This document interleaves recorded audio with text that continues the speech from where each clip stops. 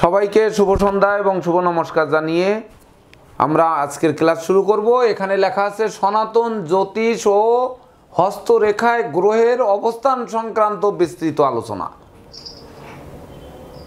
আপনারা একটু লিখে নিন প্রয়োজনে, সনাতন জ্যোতিষ ও হস্তরেখায় গ্রহের অবস্থান সংক্রান্ত বিস্তৃত আলোচনা, যেটা আমাদের ডাক্তারবাবু এসকে ঘোষ বলেছেন যে একটি গ্রহকে নিয়ে হোক। তো সেক্ষেত্রে দেখুন এখানে আপনারা নাম্বার 12, তারপরে নাম্বার 11, তারপরে আছে নাম্বার 10, এই খেয়াল করুন, এরপরে 9, এই আছে 8, এই 7, এই 6, এই 5, এই 4, এই 3, এই 2, এই 1 থেকে 12টা আছে। এখান থেকে যেটা বাদবে সেইটাকে কিন্তু আমরা লগ্ন বানাবো, সেই লগ্নকে ধরে বিচার করা হবে। এতে কি আপনারা একমত আছেন? জি জি একমত। হ্যাঁ, যেটা লগ্ন বাদবে সেইটাকে লগ্ন ধরে আজকে কিন্তু আলোচনা হবে। তা না হলে কেউ হয়তো বললেন যে আমরা একটা লগ্ন মনে করে নিলাম, এই লগ্ন মনে করে বা কারো হয়তো লগ্ন বেঁধে গেল যে আমি হয়তো কারো কথার উপরে নির্ভর করে ক্লাসটা নিচ্ছি কিনা, এরকম হওয়া যাবে না। ঠিক আছে? এই হচ্ছে আপনার 12টা কাগজের টুকরো, 1 থেকে 12 পর্যন্ত এখানে আছে। তাহলে আপনাদের সামনে আমি একটা তুলতে পারি, যে কোনো একটা, পারি তো? হ্যাঁ বলুন, তুলবো? একটি তুললাম, এই একটি তুলেছি, বাকিগুলো ফেলে দিলাম। দেখি এটা কি বেঁধেছে। 10 বেঁধেছে, দেখুন 10। তাহলে 1 2 3 4 5 6 7 8 9 10, মানে মকর বেঁধেছে। মকরে আমরা লগ্ন বসান, সবাই মকরে লগ্ন বসিয়ে দিন।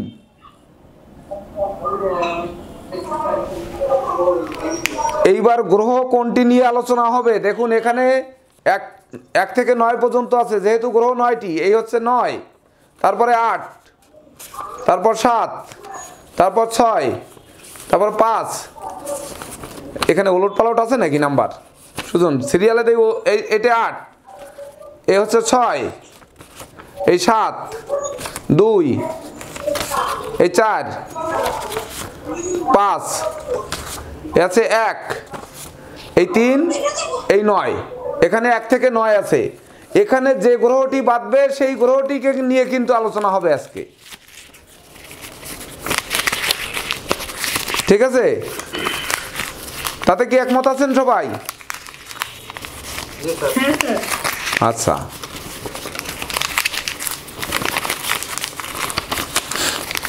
তাহলে আজকে লগ্ন কিন্তু মকর বেঁধেছে। এইবার দেখি আমাদের গ্রহ কি বাঁধে।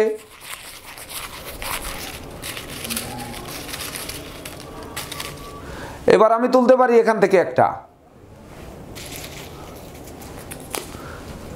এই 2 বেঁধেছে, 2। তাহলে চন্দ্র নিয়ে আলোচনা হবে। মকর লগ্নে সপ্তমপতি চন্দ্র।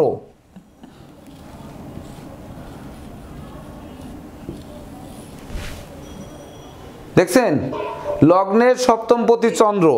এইবার এই মকর লগ্নের ক্ষেত্রে চন্দ্র কোন গৃহে থাকলে কেমন ফল দেবে, বা এই চন্দ্র মানে কিভাবে মানব জীবনের ভাগ্যকে নিয়ন্ত্রণ করতে পারে মকর লগ্নের জাতক জাতিকা যারা হবেন, বা হাতে তার চন্দ্র কেমন অবস্থানে থাকবে, আজকের দিনে কেন আমাদের এই চন্দ্রের সংখ্যা এবং শনির সংখ্যা বাদলো, এরও কিন্তু আমাদের কিছু বিষয় জানতে হবে। কেন আজকে বেঁধেছে? আমরা তো এটা লটারি ধরলাম, লটারিতে আমাদের 2 কেন আসলো আর 10 কেন আসলো, অর্থাৎ 1 আর 2 কিন্তু আসছে। 1 আর 2 আসার কারণটা কি, এটি আমাদের আগে একটু প্রথমে জানতে হবে। আমরা যদি এখানে উপরে লিখি, আপনারা কি দেখতে পাচ্ছেন? এখানে দেখা যাচ্ছে আজকের তারিখ হচ্ছে কত? 30 তারিখ নাকি না 29 তারিখ? 29। এটা তো লেখা মোটা হয় না।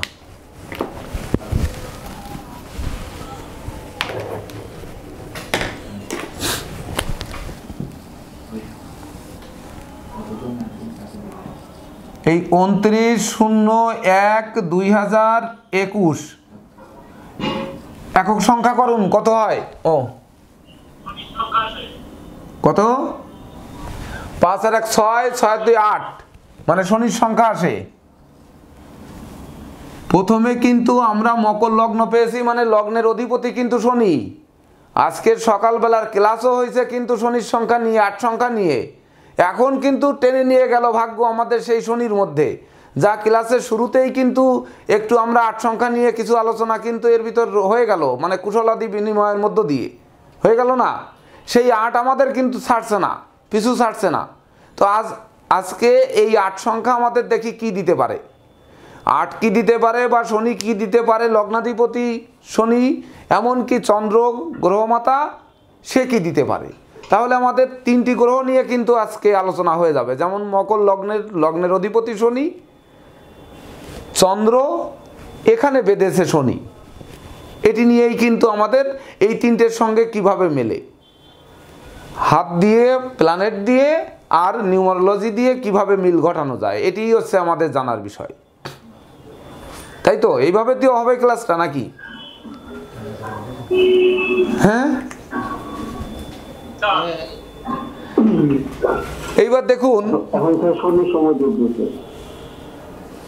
শনির মানে সন্ধ্যা 7টার পর থেকে শনির সময় না, সন্ধ্যা 7টা, সন্ধ্যা 7টায় তো শনির লগ্ন না, মানে লগ্নের মানে 7টার পর থেকে প্রতিদিন থাকে না, 7টা থেকে ভোর 4টা পর্যন্ত, এটা শনির সময় না। না, এটা সঠিক নয়। লগ্ন তো 2 ঘন্টা অন্তর পরিবর্তন হয়, 7টা থেকে ভোর 6টা পর্যন্ত শনির লগ্ন থাকবে কেন? লগ্ন তো 2 ঘন্টা অন্তর পরিবর্তন হবে।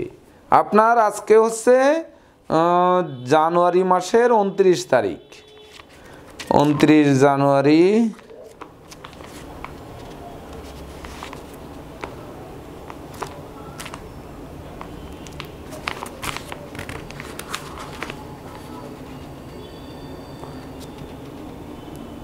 ছয়টা 53 থেকে 9টা 4 পর্যন্ত হচ্ছে সিংহ লগ্ন। সন্ধ্যা 6টা 53 মিনিট থেকে 9টা 4 পর্যন্ত সিংহ লগ্ন থাকবে। অর্থাৎ সারা রাত বা ধরে যে শনির লগ্ন থাকবে এমন থাকার তো কোনো সম্ভাবনা নেই আজকের দিনে। প্রতি মাসের আপনারা সহজভাবে লগ্নের চার্ট এই পঞ্জিকার প্রথমে মাসের শুরুতে একটা, এই দেখুন বাংলাদেশ সময়ের প্রচলিত স্ট্যান্ডার্ড সময় অনুযায়ী মাঘ মাসের লগ্নারম্ভকাল, অর্থাৎ লগ্ন কয়টায় আরম্ভ হবে, এটা কিন্তু 1947 সাল থেকে এই বর্তমান সময় লগ্নের সময় সব সময়ের জন্য একই থাকবে। যে মাসে যে সময় লগ্ন শুরু হবে এর কোনোটা রদবদল 47 সালের পরে হয়নি, অর্থাৎ লগ্ন ফিক্সড। তা ধরে নেওয়া যায় আজকে 15 তারিখ, কত বললাম, 6টা 53 থেকে 9টা 4 পর্যন্ত আমাদের সিংহ লগ্ন। তো সিংহ লগ্ন নিয়ে আমাদের যাওয়ার প্রয়োজন নেই, কে যেন বলছিলেন, তাই আমরা আর কি লগ্নটা যাচাই করে নিলাম যে এখন কোন লগ্নে ক্লাসটা শুরু হচ্ছে। তো দেখুন মকর লগ্ন, আজকের লটারিতে বাঁধলো মকর লগ্ন, যার অধিপতি হচ্ছে শনি, এবং আজকের যে ক্লাসের তারিখ সংখ্যা সেখানে রয়েছে কিন্তু শনি। এর সাথে যদি আপনি বার সংখ্যা যোগ করেন শুক্রবার, তাহলে 8 আর 6 14 সমান 5 হচ্ছে বুধ। তাহলে বুধ কতটা বুদ্ধিবৃত্তি, বিচক্ষণতা, শ্রম, মেধা, প্রযুক্তি, কৌশল অধ্যাবসায় করবে আজকের ক্লাসে, আসলে ক্লাসটা ভালো হবে কি মন্দ হবে, ক্লাসে কিছু শেখা যাবে কিনা, এটা কিন্তু ওই বুধের উপর নির্ভর করবে যে আসলে কেসিপালের বুদ্ধি কতটুকু আছে বা তার পেটের মধ্যে বিদ্যা কতটুকু আছে, কতটুকু দিতে পারবে, সঠিক দিতে পারবে কিনা, এটি কিন্তু আজকে বুধ নিয়ন্ত্রণ করবে। তা বুধ যেহেতু আগে একটা ক্লাসেই বলেছি আমার হাতে কিন্তু বুধ খুব একটা ভালো নেই, আমার জন্ম প্ল্যানেটে বুধ আবার রাহুযুক্ত, চতুর্থে আপনারা তাও জেনেছেন, অর্থাৎ বুধ ভালো নেই, তার মানে আমার মেধায় আজকে আর কাজ করবে না বা ভালো কিছু আসার সম্ভাবনা কিন্তু নেই। তারপরেও আমি চেষ্টা করব যে দেখি আমাদের শনি মহারাজ কিছু দেয় কিনা, লগ্নাধিপতি শনি মহারাজ, সেও কিন্তু আমার লগ্নের, মানে কর্কট লগ্ন, আমার লগ্নে শনি বসে আছে 7ম এবং 8ম পতি, মানে তারও কিন্তু দেওয়ার সম্ভাবনা নেই। আবার চন্দ্র সংখ্যাটি উঠেছে, চন্দ্র কিন্তু আমার জন্ম চার্টের লগ্নের 8মে বসে আছে নিধন স্থানে, তার মানে সেও দেওয়ার সম্ভাবনা নেই। তাহলে আজকে হয়তো আমার কাছ থেকে এমন কিছু গুরুত্বপূর্ণ নাও বেরোতে পারে, এটাই কিন্তু স্বাভাবিক ধরে নেওয়ার কথা। তো দেখা যাক দেখি এই মাতৃদেবী, গ্রহমাতা চন্দ্র এবং শনি মহারাজ কী দেন। তো দেখুন, মকর লগ্নের লগ্নাধিপতি শনি, আজকের ক্লাস শনির সংখ্যায়। শনিকে শুনলেই আমরা ভয় পাই। শনিকে ভয় পাওয়ার কারণ কি? শনিকে তো 3টি নামে ডাকা হয় সাধারণত। এক হচ্ছে শনি মহারাজ, 2 হচ্ছে শনি ন্যায়ের দেবতা, 3 হচ্ছে কর্মফলদাতা। তাহলে শনি কর্মফল দেবে, যে কর্ম করবেন সেই কর্মের ফল দেবে। সেই শনি ন্যায়ের পথে নেবে, অর্থাৎ আপনাকে অন্যায় অবিচারের পথে যদি ঢুকেও যান সেখান থেকে বের করে নিয়ে সে সৎ পথে পরিচালনা করবে। আর হচ্ছে সে তো রাজা। যেমনটি আপনারা সকালবেলায় ক্লাসে আমরা যেটি শিখলাম আজকে প্রেসিডেন্ট স্যারের কাছ থেকে, অনেক নতুন এবং গুরুত্বপূর্ণ জিনিসই শিখলাম। যে জন্ম তারিখে যদি 1টি শনি থাকে তাহলে কি হয়, 2টি শনি থাকলে কি হয়। আমি কিন্তু একটি প্রশ্ন করেছিলাম, আপনারা জানেন যে 1 শনি থাকলে তাকে মকর রাশির সঙ্গে তুলনা করা যায় কিনা বা বৈশিষ্ট্যর সাথে মেলে কিনা। আপনারা একটু মিলিয়ে দেখেন তো যে আসলে 1টি শনি যদি জন্ম তারিখে থাকে তাহলে তাকে মকর রাশির বৈশিষ্ট্যর সাথে মেলে কিনা। যখন 2টি শনি থাকবে তখন কুম্ভের সাথে মেলে কিনা। যখন 3টি থাকে তখন আপনারা দেখবেন যে তুলা অথবা বৃষের সাথে মেলে কিনা। বৃষর সাথে মিলবে, তুলার সাথে কম মিলবে। যখন 4টি শনি থাকবে তখন কিন্তু কন্যার সাথে মিলবে, মিথুনের সাথে মিলবে না, চরিত্রের সাথে। আপনারা এগুলো মিলায় নেবেন বা প্রয়োজনে একটু নোট করে নিতে পারেন যে 3টি শনি থাকলে তখন কিন্তু মিথুনের সাথে মিলবে, তিনটে শনির সংখ্যা যদি থাকে তখন বৃষের সাথে মিলবে, আর 4টি থাকলে কন্যা রাশির সঙ্গে বৈশিষ্ট্যর সাথে মিলবে। এটি আপনারা একটু মিলিয়ে নেওয়ার চেষ্টা করবেন, এটা একটু নোট করে নিন। তো এই মকর লগ্নের লগ্নাধিপতি শনি কিন্তু আজকের ক্লাসের দিনেও কিন্তু শনি লগ্নে বসে আছে। 4টা থাকলে কার সাথে মিলবে? কন্যা রাশির বৈশিষ্ট্যর সাথে মিলবে। তা দেখেন, মকর লগ্নের লগ্নাধিপতি শনি গোচরে অর্থাৎ হোরারি অ্যাস্ট্রোলজিতে বা গোচর প্ল্যানেটে কিন্তু এখন লগ্নে বসে আছে, আর চন্দ্র তার সপ্তমে। তাহলে লগ্নপতি লগ্নে বসে আছে, শনির মতো রাজা গ্রহ, সে ধনপতি এবং লগ্নপতি। আপনার আজকের যে প্ল্যানেটটায় শনি নিয়ে আলোচনা, সেই লগ্নের ধনপতি তো শনি, সে কিন্তু লগ্নেই বসে আছে। তার মানে শনির শুভ প্রভাবটিই কিন্তু এখানে আসতে হবে, অশুভ প্রভাব কিন্তু আসার সম্ভাবনা নেই। তবু আমরা ক্লাসের স্বার্থে কিন্তু শুভ অশুভ 2টি প্রভাবই কিন্তু আমাদের জানতে হবে। যে আসার সম্ভাবনা নেই বিধায় সব শুভ দিকগুলোই বলে গেলে কিন্তু হবে না, অশুভ কি হতে পারে তাও জানতে হবে। কিন্তু সেই শনি কোন গৃহে থাকলে অশুভ দিত, সেই আলোচনার মাধ্যমে কিন্তু আমরা বুঝে নিতে পারবো যে এই শনি এই অবস্থানে থাকলে অশুভ ফল দিত। কিন্তু আজকের প্ল্যানেটে কিন্তু শনি মহারাজ কোনো রকমে অশুভ ফল দেওয়ার সম্ভাবনা নেই। বা কারো জন্ম ছকে যদি মকর লগ্নের লগ্নে শনি থাকে, সে কিন্তু নিঃসন্দেহে শনিরই লোক। মানে একেবারে শনি মহারাজের যে গুণগুলো থাকবে, যতগুলো গুণ আছে, যে গুণের মধ্যে আমরা পেয়েছি কর্মফলদাতা 3টি নাম পেয়েছি, তাহলে এমনকি ন্যায়ের দেবতা, তাহলে সততা থাকবে, নিষ্ঠা থাকবে, একাগ্রতা থাকবে, পাণ্ডিত্য থাকবে, এমনকি শনির কিন্তু সেই যোগী, যোগ সাধনা, একাগ্রতা এগুলোও কিন্তু থাকবে। উপরন্তু এই শনি মহারাজ যখন ধনপতি আপনার লগ্নে বসে আছে, যে ধন দেবে মানে অর্থ সম্পদ টাকা পয়সা যে দেবে, সেই তো আপনার বাড়িতে এসে বসে আছে। মানে শনি মহারাজ দেওয়ার জন্যই কিন্তু আপনার কাছে এসে আবির্ভূত হয়েছে, অর্থাৎ দেবে আপনাকে, উনি দেওয়ার জন্যই আসছেন। তাহলে এই শনি মহারাজ নিশ্চিত উদার শনি হবেন, অর্থাৎ আপনাকে দেবেন, যেহেতু ধনপতি ধন সম্পদ দিবেন। মানুষের জীবনে তো 2টি চাওয়া পাওয়া, একটা হচ্ছে অর্থ সম্পদ, আর একটি হচ্ছে আমার শরীর স্বাস্থ্যটা যাতে ভালো থাকে। তা শনি মহারাজ সাধারণত কী রোগের কারক?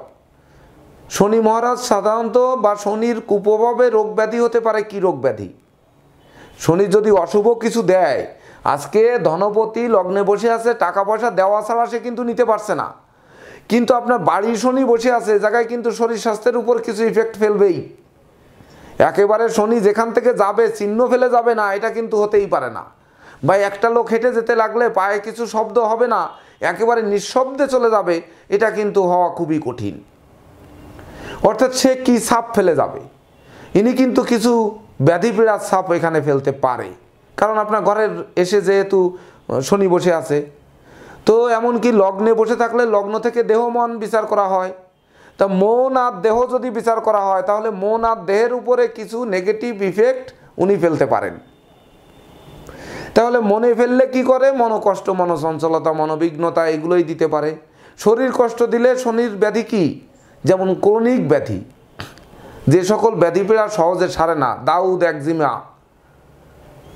তাই বলে আবার ঘা, পাঁচড়া, চুলকানি, কিন্তু এই দাউদ, একজিমা, ঘা, পাঁচড়া, চুলকানি, এমনকি বংশগত রোগ, ক্রনিক ব্যাধি, যত রকম ক্রনিক ব্যাধি আছে এগুলো কিন্তু শনির অধীনে। তাছাড়া ধরুন শনি মহারাজ অনেক সময় ধরুন আঁকাবাঁকা দাঁত, দেখতে যেন একটু, হ্যাঁ বুঝলাম না। হ্যাঁ, ক্রনিক ডিজিজ বলতে হাড়ের ভিতর মজ্জার পীড়া, হাড়ের পীড়া, যে সকল নার্ভের পীড়া, মানে যে সকল রোগ খুঁজে পাওয়া যায় না সেই সকল রোগে আক্রান্ত করতে পারে, মানে সহজে ধরা পড়বে না যে সকল রোগ। এমনকি পচনশীল রোগ, গ্যাংগ্রিনও কিন্তু এর মধ্যে পড়ে। কিন্তু গ্যাংগ্রিন আর নার্ভের রোগ যখন আসতে হবে তখন বুধের কানেক্ট থাকতে হবে। তা বুধের কানেক্ট তো আছেই আজকে, কারণ আপনার ষষ্ঠপতি তো বুধ, আজকের জন্ম তারিখ সংখ্যায় বুধ আছে।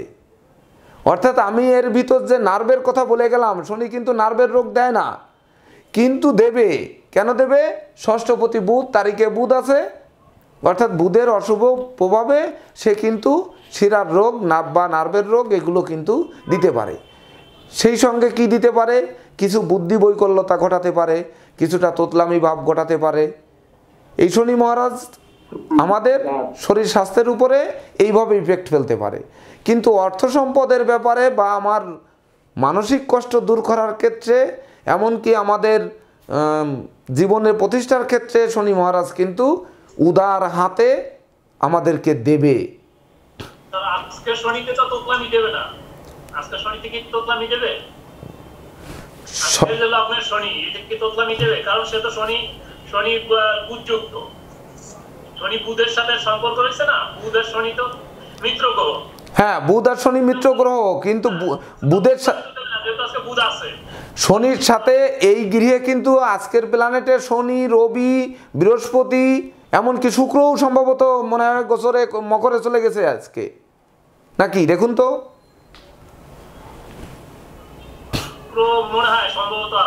হ্যাঁ, শুক্র আজকে সম্ভবত চলে যাওয়ার কথা, বা গতকালকে চলে যাওয়ার কথা। হ্যাঁ হ্যাঁ, শুক্র আজকে চলে আসছে, এই তো আমি বললাম না যে গতকালকে বা আজকে চলে আসার কথা। তাহলে এখানে সেই শনির সাথে দেখুন রবি যুক্ত হয়ে গেছে, কিন্তু অষ্টমপতি বুধ ষষ্ঠপতি যুক্ত হয়েছে সেখানে। বুধ আর শুক্র ঢুকে গেছে অলরেডি। শুক্র যখনই ঢুকে গেছে তখনই তো গোলমাল পাকিয়ে দিয়েছে। বুধ শুক্র তো কখনো কোনো লগ্নে শুভ ফল দেয় না, কোনো লগ্নের ক্ষেত্রে বুধ শুক্র এর জুতি শুভ ফল দেয় না। আর বেশি অশুভ দেয় কিন্তু কর্কট, বৃশ্চিক এবং মীন লগ্নের ক্ষেত্রে বুধ শুক্র যদি এক গৃহে অবস্থান করে তাহলে বুধের দশাকাল এবং শুক্রের দশাকাল। হ্যাঁ, মিত্র গ্রহ হলেও কোনো লগ্নের যে কোনো গৃহে বুধ শুক্র যদি এক গৃহে অবস্থান করে কখনোই শুভ ফলদাতা হবেন না। আরেকটা বিষয়, যে এই লগ্নের ক্ষেত্রে তো শুক্র হচ্ছে আপনার রাজযোগকারী গ্রহ। হ্যাঁ, যখন লগ্ন গেছে তখন তো সে ভালো ফলই দিবে, পঞ্চম এবং দশমপতি।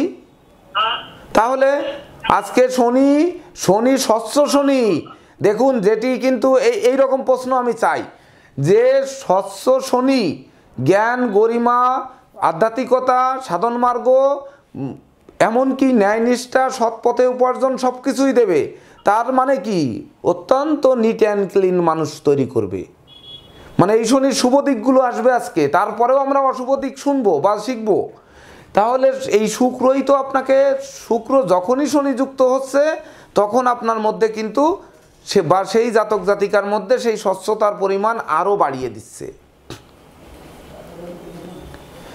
আর সেখানে অষ্টমপতি রবি যুক্ত থাকার কারণে এমনকি পঞ্চমপতি বুধ সেখানে যুক্ত থাকার কারণে আপনার এই শনি মহারাজ কি করতে পারে, অষ্টমপতি রবি থাকার কারণে কিছুটা মান মর্যাদা নষ্ট করতে পারে। মানি লোকের মান না থাকতে পারে। তো আমরা আজকের দিন নিয়ে শুধু বিচার করলে কিন্তু হবে না, আমাদের সময় এইভাবে নষ্ট করলে কিন্তু হবে না। আমাদের জানতে হবে 12টা ঘরের এই লগ্নের কি অবস্থান হয়, এটি কিন্তু জানতে হবে। শুধু আজকের দিন নিয়েই যদি আমরা ক্লাসটা কাটিয়ে দিই তাহলে কিন্তু আমরা শিখতে পারবো না। তো আমরা এবার আসি যে আমাদের যে গ্রহটি বেঁধেছিল চন্দ্র, সে কিন্তু তার নিজ গৃহে বসে আছে। তাহলে শনিও যেমন শক্তিশালী, চন্দ্রও কিন্তু দুজন শক্তিশালী, একে অপরের দৃষ্ট নিজ গৃহে। তাহলে কি হতে পারে, চন্দ্রের শুভ প্রভাব পড়বে এখানে না অশুভ প্রভাব পড়বে? চন্দ্র অশুভ প্রভাব পড়বে। অশুভ প্রভাব পড়বে, কেন পড়বে? শনির দৃষ্টি আছে চন্দ্রের উপর। চন্দ্র তো তার নিজ গৃহে বসে আছে শক্তিশালী হয়ে।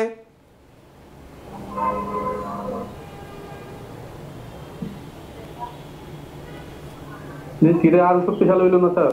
হ্যাঁ, ধীরে থেকে তো আরো শক্তিশালী হইল। চন্দ্র তো তার নিজ গৃহে সে শক্তিশালী অবস্থানে আছে। এইবার শনি মহারাজও তার নিজ গৃহে আছে শুভ যোগ নিয়ে। তাহলে চন্দ্র দুর্বল হয়ে যাবে কেন? শুভ শনির দৃষ্টি আসতেছে না, ফোকাসটা তো শুভ শনির দৃষ্টি আসছে, অশুভ শনির দৃষ্টি তো আসছে না। শনির যে অশুভ দিকটি সেটি কিন্তু দূরীভূত হয়ে যাচ্ছে, শুভ দিকটি আমাদের সামনে ঠেলে দিচ্ছে। তাহলে শনি তাকে সহযোগিতা করবে, চন্দ্রকে এই শনির দৃষ্টি কিন্তু সহযোগিতা করবে। শুধু শনি যে অশুভ ফল দেবে তা কিন্তু হতেই পারে না। এতে কি ফল হতে পারে? হ্যাঁ, হ্যাঁ, অষ্টমপতি লগ্নের অষ্টমপতি রবির দৃষ্টি আছে বা রবি যুক্ত আছে। এইবার দেখুন চন্দ্রের ধনপতি কিন্তু রবি। লগ্ন আর চন্দ্র দুটি ভাইটাল বিষয়। যখন আপনি লগ্ন জানতে পারবেন না তখন চন্দ্র ধরে কিন্তু একটা মানুষের ভাগ্য বিচার করা সম্ভব। অর্থাৎ রাশির গুরুত্ব কিন্তু লগ্নের থেকে কোনো অংশে কম নয়, আবার লগ্নের থেকে যে মানে ওই ধরুন রাশির গুরুত্ব কম বা রাশির থেকে লগ্নের গুরুত্ব কম, এটি কিন্তু কোনো রকমে মাপকাঠি দিয়ে এদিক ওদিক করা যাবে না যে কোনটার গুরুত্ব বেশি আর কোনটার কম। ধরে নেওয়া যাবে দুটোই সমান সমান শক্তিশালী। তাহলে এবার রাশির ধনপতি রবি, সে তো সপ্তমে বসে আছে, তাহলে রবিটারও দৃষ্টি আছে না? আবার বুধের দৃষ্টি আছে না? শুক্রের দৃষ্টি আছে না? তাহলে অর্থাৎ আজকের দিনে কিন্তু শুভ দৃষ্টিগুলো শনির ঘর থেকে যা বেরোবে সবই শুভ বেরোবে। সংখ্যায় বুধ আসছে, মানে বুধ হচ্ছে বুদ্ধিবৃত্তি বিচক্ষণতার কারক। এমনকি আপনি যে শ্রম দেবেন, আপনি যে মেধা খাটাবেন, আপনি যে গবেষণা করবেন, আপনি যে অধ্যয়ন অধ্যাপনা করবেন, তার বাস্তবায়ন ঘটাবে বুধ। বুদ্ধির দেবতা বুধ, কৌশলের দেবতা বুধ, এমনকি জ্ঞান গরিমার কারক গ্রহও বুধ। তো সেই বুধ ষষ্ঠ এবং ভাগ্যপতি। ষষ্ঠপতি হিসাবে বুধের রোগ ব্যাধিটা দিতে পারে, কিন্তু ভাগ্যপতি হিসাবে ভাগ্যের সাপোর্ট দিবে না। ভাগ্যপতি হিসাবে তার যে শুভ সাপোর্ট পাবে না। যখন শুভ সাপোর্ট পাবে তখন তো চন্দ্র এতগুলো গ্রহের শুভ দৃষ্টি পাচ্ছে, কেন সে অশুভ হবে? অর্থাৎ আজকের দিনে ধরে নেওয়া যাবে যে এই মকর লগ্নের জাতক জাতিকা যারা আছে তাদের সপ্তমে চন্দ্র অবস্থান করছে, অর্থাৎ বা জন্মকালীন প্ল্যানেটে করুক আর আজকের দিনে করুক, যেভাবেই থাক প্ল্যানেটে, যখন ভাগ্য জানতে আসবে তো সপ্তম ভাব তার শুভ। অর্থাৎ সপ্তম ভাব শুভ থাকলে কি হবে? এমনি মাতৃকারক গ্রহ, তাছাড়া বিপরীত লিঙ্গের কারক গ্রহ চন্দ্র, সপ্তম ঘর থেকে বন্ধু বা আপনার দাম্পত্য সুখ শান্তি বিচার করা হবে। তাহলে সে ব্যক্তি নিঃসন্দেহে বলা যাবে দাম্পত্য জীবনে সুখী হবে, প্রতিষ্ঠিত হবে। এই চন্দ্রের উপর যদি রাহুদৃষ্ট রাহুযুক্ত না থাকে, একমাত্র রাহুযুক্ত রাহুদৃষ্ট যদি না থাকে, তাহলে কিন্তু তার দাম্পত্য সুখ শান্তি, লাইফ পার্টনার ভালো হবে, এমনকি লাইফ পার্টনারের শরীর স্বাস্থ্য ভালো হবে। সেই সঙ্গে লাইফ পার্টনারের বা লাইফ পার্টনারও তাকে জীবনে সহযোগিতা করবে। আমরা তো হোল লাইফটা বিচার করব এখানে, তাই না? শুধু আজকের দিন বিচার করে তো চলে যাব না।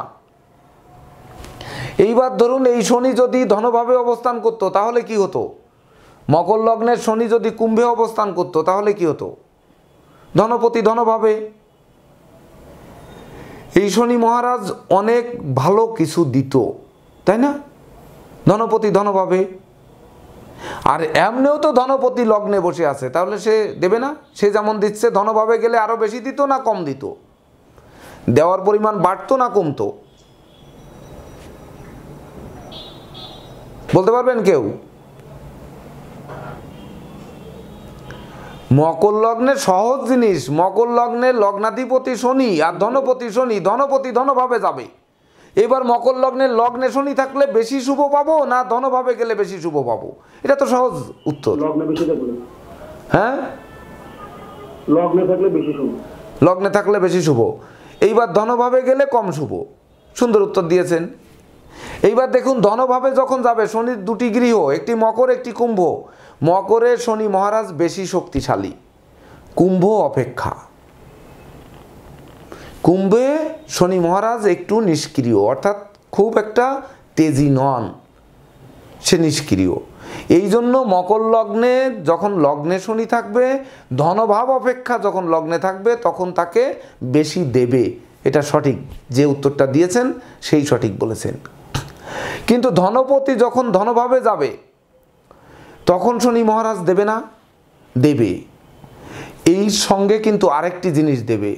শনির যে কুপ্রভাবগুলো আছে, মূলত যে বিদ্রোহ, ফাটল, ক্ষয়ক্ষতি, লোকসান, ধ্বংস, বিপর্যয় ঘটানো, এমনকি সংসার পরিজন ছাড়িয়ে মানবেতর জীবনযাপন করানো, ক্রনিক ডিজিজে ভুগতে ভুগতে জীবন নষ্ট করানো, এর সকল কিছুর পরিমাণ কিন্তু অপেক্ষাকৃত কম হবে। অর্থাৎ এই ধনভাবে শনি যখন যাবে তখন শনির যে রেটা বের হবে এটা কিন্তু জ্ঞান, গরিমা বা বুদ্ধিবৃত্তির রে বের হবে। আর এখন যেটা বসে আছে সে হচ্ছে আপনার উন্নয়নের প্রতি বা অর্থ সম্পদের দিকে আগাচ্ছে। ধনভাবে শনি কুম্ভে যেহেতু একটু নিষ্ক্রিয়, তো ওইখান থেকে তার কিন্তু যে তেজটা বেরোবে সেটা মানব জাতির জন্য মানে বিবেক, বুদ্ধি, জ্ঞান, গরিমা এগুলো আরো বেশি পরিমাণে বাড়িয়ে দেবে ধন অপেক্ষা, মানে অর্থ অপেক্ষা। ক্লিয়ার? শরীর স্বাস্থ্যটা খারাপ ধনভাবে গেলে না, এই যে চন্দ্র যেহেতু শনির ষষ্ঠে পড়ছে চন্দ্র, তার কিছুটা শরীর স্বাস্থ্য খারাপ যাবে না? ছোটোখাটো হয়তো দুর্ঘটনা হতে পারে, ভ্রমণজনিত কোনো বিপর্যয় হতে পারে, কিছুটা মনোকষ্ট, মনোচঞ্চলতা হতে পারে, দাঁতের রোগ হতে পারে, চোখের রোগ হতে পারে, পেটের রোগ হতে পারে, যেহেতু ষষ্ঠপতি চন্দ্র ষষ্ঠে বসে আছে। অর্থাৎ চন্দ্রের ব্যাধিপীড়াগুলো কিন্তু হতে পারে ওখানে।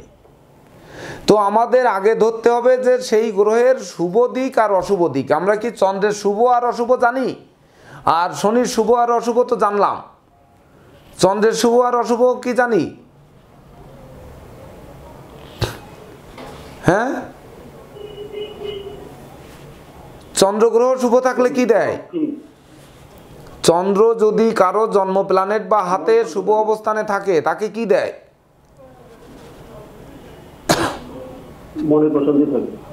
মনে প্রশান্তি থাকে, সেই লোক মানে শান্তিপ্রিয় মানুষ হবে, মায়া, ভালোবাসা, মাতৃত্ব, হ্যাঁ এগুলো, মাতৃমূর্তির মমত্ব থাকবে, তার মধ্যে একটু চঞ্চলতা থাকতে পারে, হাস্য রসে পটু থাকবে, বিলাসী মানুষ হবে, বিলাসপ্রিয় মানুষ হবে, ভ্রমণ প্রিয় মানুষ হবে। হ্যাঁ, কি বললেন? বললাম সৌন্দর্য প্রিয় থাকবে চন্দ্র। হ্যাঁ, বন্ধুত্ব, বন্ধু বৎসল থাকবে, অর্থাৎ বন্ধু বান্ধব মিলে মিশে থাকতে চাইবেন। গুরুজি নমস্কার, শুভ সন্ধ্যা। আজকে ঠিক আছে? হ্যাঁ হ্যাঁ, আজকে ঠিক আছে, ঠিক আছে, খুবই ঠিক আছে, হ্যাঁ সুন্দর আছে, হ্যাঁ হ্যাঁ হ্যাঁ। নমস্কার গুরুজি। হ্যাঁ গুরুজি নমস্কার। গুরুজি ভুল হলে কিন্তু বলেন, আমার তো মাথা টাথাই, আপনার পাগলা স্টুডেন্ট তো আমি। দেখেন ভুল ত্রুটি যদি হয় তাহলে একটু সেরে দেওয়ার চেষ্টা করবেন। তাহলে এই চন্দ্র যেমন মাতৃমূর্তির মমত্ব দেবে, তেমনি ভ্রমণ প্রিয়তা করবে, বন্ধুবৎসল করবে, এমনকি আর কি করতে পারে, বিশেষ করে যে সকল গতিশীল ব্যবসা বাণিজ্য আছে, যেমন বিদেশ ভ্রমণ, বিদেশে উচ্চশিক্ষা, বিদেশে কর্ম, সেই সঙ্গে আমদানি রপ্তানি বাণিজ্য, পরিবহন সেক্টরের যে কোনো কর্ম, এই সকল দিকে কিন্তু এই চন্দ্রের প্রভাবটা বেশি। সেই সঙ্গে যেহেতু মাতৃকারক গ্রহ, সবসময় শান্ত নম্র স্বভাব বিশিষ্ট থাকবে, এমনকি মানে সুর, সঙ্গীত, বাদ্যযন্ত্র এই সকলের দিকেও কিন্তু প্রিয় থাকবে। অর্থাৎ চন্দ্র তাকে, সে নিজ গৃহে বসে আছে চন্দ্রের শুভ দিকেই। আর চন্দ্রের অশুভ দিক কি? চন্দ্র যদি অশুভ থাকে তখন কি হতে পারে? তখন সাধারণত দাঁতের রোগ, চোখের রোগ, পেটের রোগ হতে পারে, জলযান দুর্ঘটনা ঘটতে পারে, এমনকি বিভিন্ন স্কিন ডিজিজের মধ্যে যেমন বসন্ত, গরমি ঘা, যে ঘায় পচনশীল ঘা, গ্যাংগ্রিন, বা ধরুন আপনার পচনশীল রোগের মধ্যে আর কি বলা যায়, বলুন, দু চারটে নাম বলুন, এত ডাক্তার আমাদের এখানে। হ্যাঁ, ক্যান্সার হতে পারে। অর্থাৎ বিশেষ করে ডায়াবেটিস হবে না, শুক্রের কানেকশন না থাকলে ডায়াবেটিস হবে না। শুধু চন্দ্র কখনো ডায়াবেটিস দেয় না। হাঁপানি, শ্বাসকষ্ট, ব্রঙ্কাইটিস, এর সাথে কিন্তু আবার শনির কানেক্ট থাকতে হবে। অর্থাৎ শনির অশুভ দৃষ্টি যদি পড়ে তখন হাঁপানি, শ্বাসকষ্ট, ব্রঙ্কাইটিস এগুলো কিন্তু দেখা দিতে পারে। এমনিও চন্দ্র ঠান্ডাজনিত অর্থাৎ কোল্ড অ্যালার্জির দিকে কিন্তু বেশি ধাবিত করায়, অর্থাৎ তার কোল্ড অ্যালার্জি জনিত ব্যাধিপীড়া তার থাকবে। কিন্তু তার সঙ্গে শনির কানেক্ট থাকলে এই কোল্ড অ্যালার্জির প্রবণতা বাড়বে। শনির কানেক্ট যদি কম থাকে বা শনির কুদৃষ্টি বা খারাপ প্রভাব যদি কম থাকে, তাহলে এই মানে ঠান্ডার প্রবণতাটা অনেকাংশে কমবে। কিন্তু চন্দ্রের ঠান্ডাজনিত ব্যাধিপীড়া কিছু না কিছু থাকতেই হবে। পেটের গোলমাল থাকতে হবে, দাঁতের রোগ, চোখের রোগ থাকতে হবে, এটা ঘটাবেই। তো দেখুন, এইবার মকর লগ্নের শনি যদি 3 নাম্বার ঘরে থাকতো তাহলে কি হতো? বৃহস্পতির গৃহে। বৃহস্পতি আপনার মকর লগ্নের ক্ষেত্রে দ্বাদশপতি এবং তৃতীয়পতি। সে যদি বৃহস্পতি দ্বাদশপতি এবং তৃতীয়পতি, আর সেই ঘরে গিয়ে যদি শনি বসতো, আমাদের মূল ব্যাপার হচ্ছে শনি যদি বসতো তাহলে কি হতো। বৃহস্পতি কোথায় থাকলো এটি আমাদের জানার বিষয় নয়। তো শনি তৃতীয় থাকলে কি হতো? লগ্নপতি এবং ধনপতি যখন তৃতীয় থাকতো তখন সে বৃহস্পতির গৃহে যেয়ে বসছে। এই শনি শুভ দিক দেবে না অশুভ দিক দেবে? এটি হচ্ছে আমার প্রশ্ন। বলুন স্যার। শুভ সন্ধ্যা। হ্যাঁ, ভালো ভালো। আপনারা ভালো আছেন? বিকাশ নম্বরটা কত স্যার? পরে বলি, ক্লাসের পরে স্ক্রিনে লিখে দিব, ক্লাসে পরে। আচ্ছা, দেখুন, এই শনি কিন্তু যখন তৃতীয় যাবে তখন কিন্তু শনি আর বৃহস্পতির তো কোনো শত্রুতা নেই, আছে? শনির সাথে বৃহস্পতির কোনো শত্রুতা আছে? বৃহস্পতির শত্রু শনি আছে বা শনির শত্রু বৃহস্পতি আছে এমনটি কি আমরা জানি? নেই, মিত্র। তাহলে তৃতীয়ভাবে কি হবে? সে ভাই বোনের সহযোগিতা পাবে, ভাই বোনের কাছ থেকে সহযোগিতা পাবে, সারা জীবন ভাই বোনেরা তাকে সহযোগিতা করবে। এমনকি তৃতীয় ভাব থেকে দেখা যাচ্ছে বৈবাহিক সূত্রেও কিছুটা সহযোগিতা পেতে পারে। এমনকি ভাই বোনের মধ্যে সেই শনি মহারাজ যেহেতু এর লগ্নপতি এবং ধনপতি, ভাই বোনদের সহযোগিতা শুধু পেয়েই ক্ষান্ত হবে না, সে কিন্তু ভাই বোনের মধ্যে সবথেকে ধনী, জননন্দিত, শিক্ষিত, প্রতিষ্ঠিত মানুষ রূপে পরিগণিত হতে পারে। এইবার শনি যখন চতুর্থে যাবে, যখন মেষে যাবে, তখন কি করবে? দ্রুত উত্তর দিতে হবে, তা নাহলে তো 12টায় আমরা যেতে পারবো না। যখন সে চতুর্থে যাবে, চতুর্থে যখন যাবে তখন কিন্তু মঙ্গল, চতুর্থপতি মঙ্গল এবং আয়পতি মঙ্গল, তাহলে চতুর্থে যখন যাবে তখন মঙ্গলের সাথে শনির সম্পর্ক কেমন এটি আমাদের বুঝতে হবে। মঙ্গলের সাথে শনির সম্পর্ক শুভ না অশুভ? হ্যাঁ, কেন? শনির অশুভ গ্রহ তিনটি, রবি, চন্দ্র এবং মঙ্গল। অশুভ গ্রহ না? শনির শত্রু গ্রহ কে? শনির শত্রু কে গ্রহদের মধ্যে? সে হচ্ছে চন্দ্র এবং মঙ্গল। হ্যাঁ, রবি, চন্দ্র, মঙ্গল, এই তিনটি নাম মুখস্থ থাকতে হবে। তাহলে চতুর্থে যাচ্ছে শনি বন্ধুভাবে, যখন চতুর্থে যাচ্ছে তখন মিত্রভাবকে কিন্তু দুর্বল করে দেবে, যেহেতু শত্রু গৃহে যাচ্ছে। হতে পারে চতুর্থ এবং আয়পতি মঙ্গল, সে মঙ্গল কোথায় আছে তার উপরে নির্ভর করবে যে আমি বন্ধু বান্ধবের সহযোগিতা পাবো কি পাবো না। ধরে নিলাম মঙ্গল নেই প্ল্যানেটে, তো শনি চতুর্থে যাচ্ছে, তা চতুর্থ মঙ্গল তো শত্রু, অর্থাৎ তখন কি করবে? বন্ধু বান্ধবের সংখ্যা কম হতে পারে, বা বন্ধু দ্বারা ক্ষতি হতে পারে, পার্টনার দ্বারা ক্ষতি হতে পারে, বা আপনার জীবনে বিশেষ করে কোনো বন্ধু আত্মীয়র ন্যায় অবস্থান করে আপনার যথাসর্বস্ব হরণ করতে পারে, সেই সঙ্গে আশ্রিত প্রতিপালিত ব্যক্তি দ্বারা ক্ষতিগ্রস্ত হতে পারেন। অর্থাৎ বন্ধু মিত্র নিয়ে কিন্তু বিপর্যয়ে পড়তে পারে। এবার আসতে হবে যদি শনি পঞ্চমে থাকতো, যদি বৃষে থাকে, লগ্নপতি আর ধনপতি যদি পঞ্চমে থাকতো শনি, তাহলে কি করতো? পঞ্চম বুধের সাথে কি সম্পর্ক? বুধের সাথে শনির সম্পর্ক কি, শুভ না অশুভ? হ্যাঁ, শুভ।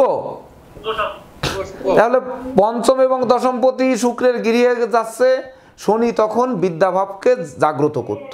তো কোন সাবজেক্ট নিয়ে লেখাপড়া করাতো? মকর লগ্নে শনি যদি বৃষে থাকতো তাহলে কোন সাবজেক্ট নিয়ে লেখাপড়া করাতো? কোন কোন সাবজেক্টে নিয়ে যেতে পারতো তাকে?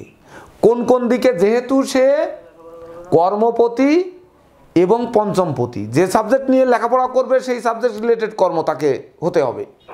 এবার পঞ্চমে শনি গেলে সে কোন দিকে পড়াশোনা করত? বৃষ রাশিতে শনি গেলে বৃষ রাশিতে বিচার করতে হবে এভাবে, বৃষ রাশি পঞ্চমপতি বৃহস্পতি, পঞ্চমপতি শুক্র আর দশমপতি শুক্র। তাহলে শুক্র আর শনি এর মিশ্রণজনিত যত রকমের পেশা বা কর্ম আছে তার সঙ্গে সেই সকল রিলেটেড শিক্ষায় তারা শিক্ষিত হতো।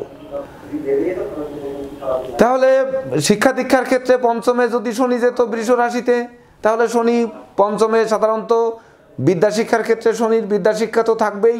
শনির বিদ্যা শিক্ষা কি, কোন সাবজেক্ট? Mechanical engineering. আর কি?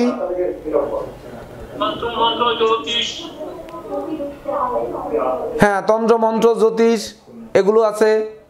ব্যবসা বাণিজ্যের জগতে যদি ব্যবসা বাণিজ্যের জগতে পদার্পণ করে, শুক্রকে সঙ্গে নিয়ে ব্যবসার নাম বলতে হবে কিন্তু এখানে, কারণ দশম এবং পঞ্চমপতি, শুক্রকে সঙ্গে নিয়ে করতে হবে।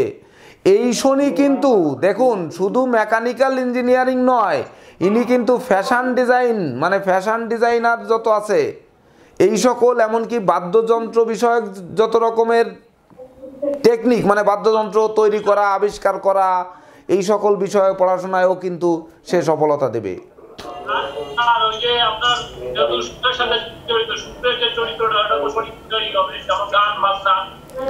হ্যাঁ, গান বাজনা, আঁকা লেখা, এই জন্য তো বললাম ফ্যাশন ডিজাইন বা আর্কিটেক্ট ইঞ্জিনিয়ারিং এই সকল দিকেও কিন্তু নিয়ে যাবে। শুধু যে ওই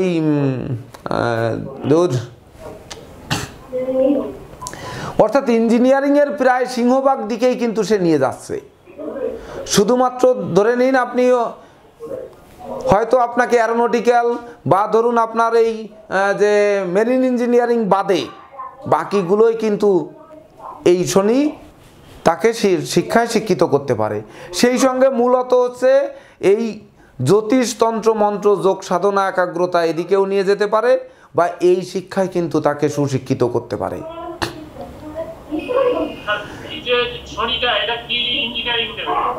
হ্যাঁ, বললাম তো মেরিন আর অ্যারোনটিক্যাল বাদে প্রায় সিংহভাগ ইঞ্জিনিয়ারিং কিন্তু এখানে দেবে। এখন নিত্য নতুন ইঞ্জিনিয়ারিং কিন্তু চলে আসছে, এই ভোকেশনাল বা বর্তমানে এই তথ্য প্রযুক্তির ক্ষেত্রে অনেক দিকেই চলে। তথ্য প্রযুক্তির তো এর মধ্যে পড়ে, কেন পড়ে না? শুক্র তথ্য প্রযুক্তি না? শুক্র কি আপনার যাবতীয় গান বাজনা আঁকা লেখা অভিনয় আবৃত্তি সব না? তাহলে তথ্য প্রযুক্তির দিকে নেবে না? আচ্ছা, কার ওখান থেকে সাউন্ড আসছে? সাউন্ড আসছে কার ওখান থেকে? একটু লক্ষ্য রাখুন।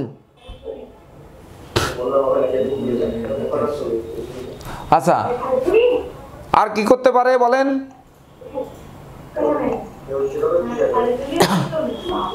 গুরুজি, শুক্র পঞ্চমে গেলে আর কোন দিকে কি করতে পারে মকর লগ্নের ক্ষেত্রে? ওই শনি শনি শনি হ্যাঁ শনি, শনি পঞ্চমে গেলে কি করতে পারে? আর কি বিষয় দিতে পারে? বলি হ্যাঁ। লগ্নে সে পঞ্চমে মানি সুতমধ্যমম প্রথম পুত্র ন্যাসস্যা ক্রোধী রাজ প্রবেশক। তাহলে লগ্নপতি যদি পঞ্চমে বসেন, মানে বৃষের শুক্রের ক্ষেত্রে বসেছেন, তাহলে মানুষটা সম্মানীয় মানুষ, যশস্বী মানুষ। সুতমধ্যমম সুখ এবং তার বন্ধু মানুষ ভাগ্য এবং সন্তান ভাগ্য মতন প্রকাশ।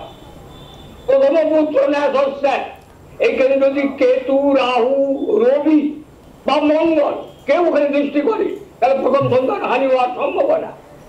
ক্রোধী রাজ প্রবেশক, মানুষটা ক্রোধী হবে এবং রাজ প্রবেশক অর্থাৎ কেউ বলেন মামলা মোকদ্দমায়, আর কেউ কেউ বলেন রাষ্ট্রীয় ক্ষমতার অধিকারী, এমএলএ এমপি মিনিস্টার ইত্যাদি ইত্যাদি। এই দেখলেন?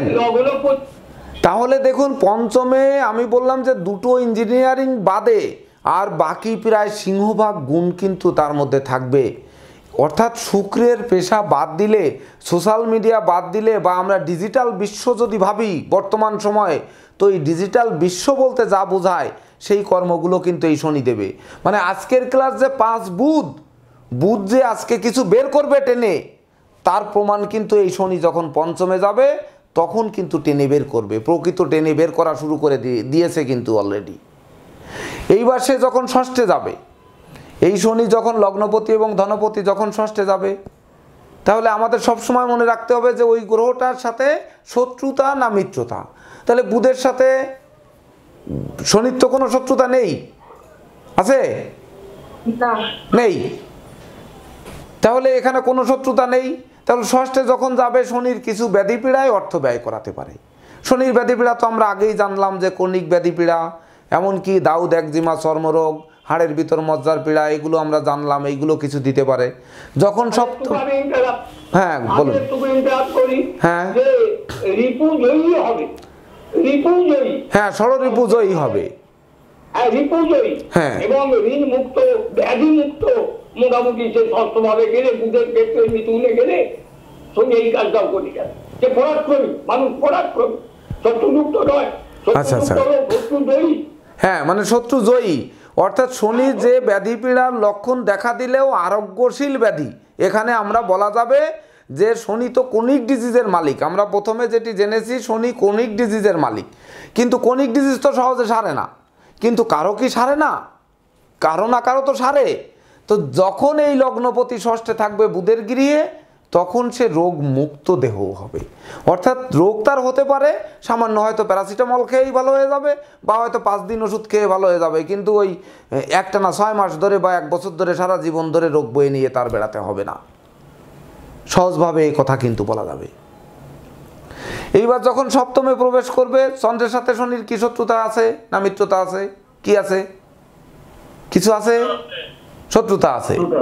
যখন সপ্তমে যাবে তখন কি করতে পারে? তার বিবাহের পরে অশান্তি তৈরি করতে পারে, বা জীবন সঙ্গী বা লাইফ পার্টনারকে নিয়ে কোনো বিরোধ তৈরি করতে পারে, নাকি বিবাহে বিলম্ব ঘটাতে পারে, বা জীবনসাথী জীবনসঙ্গী চিকিৎসার্থে ব্যয় হতে পারে। জীবনসাথী বা জীবনসঙ্গী কর্তৃক ধন সম্পত্তি কিন্তু হরণ হতে পারে, যেহেতু শনি চন্দ্রের সাথে সম্পর্ক শুভ নয়,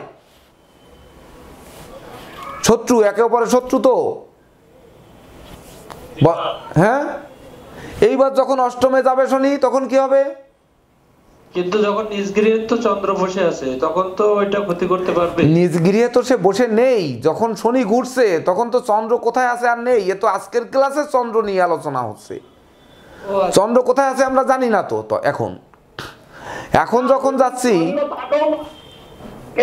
হ্যাঁ হ্যালো, হ্যাঁ যদি চন্দ্র অবস্থান করে হ্যাঁ। নিশ্চিতভাবে তার বিবাহ জীবনে বিলম্ব, বিবাহিত জীবনে অশুভতা, বিবাহ জীবনে ঝগড়াঝাটি, বিবাহ মানে সাধারণত দেখা যায় বয়স্ক ছেলের বয়স হলো 50 বছর, মেয়ের বয়স হলো 20 বছর। এই বিভাগ ভালো।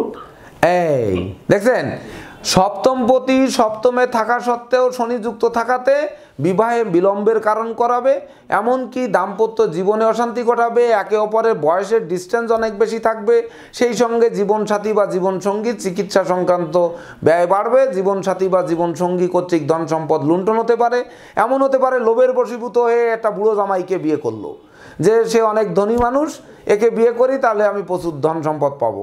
সামান্য 2 মাস আগের কথা, আমার কাছে ঢাকায় একজনে একটা মেয়ে হাত দেখাতে আসছে, সে বলল কি, হ্যাঁ বলুন গুরুজি। আরেকটা এই মুহূর্তে কথা বলি, যদি কর্কে গে হ্যাঁ। কর্কটে যদি চন্দ্র শনি অবস্থান করে, হ্যাঁ। এরকম বিচারে লক্ষ্য করা গেছে যে মানুষটা খোঁড়া হয়েছে, পঙ্গু হয়ে গেছে, অস্থিভঙ্গ হয়েছে, এমন কিন্তু নজর করা গেছে। শুধু বিবাহ জীবনটাই নয়, হ্যাঁ। এগুলোও কিন্তু ঘটনা। হ্যাঁ দেখুন তো, যে একটি কথা বলতেছিলাম, সেই মেয়েটির বাড়ি কুমিল্লাতে তার প্রচণ্ড মানে একটা শত্রুপক্ষ তাদের গোটা পরিবারকে ধ্বংস করে দিয়েছে।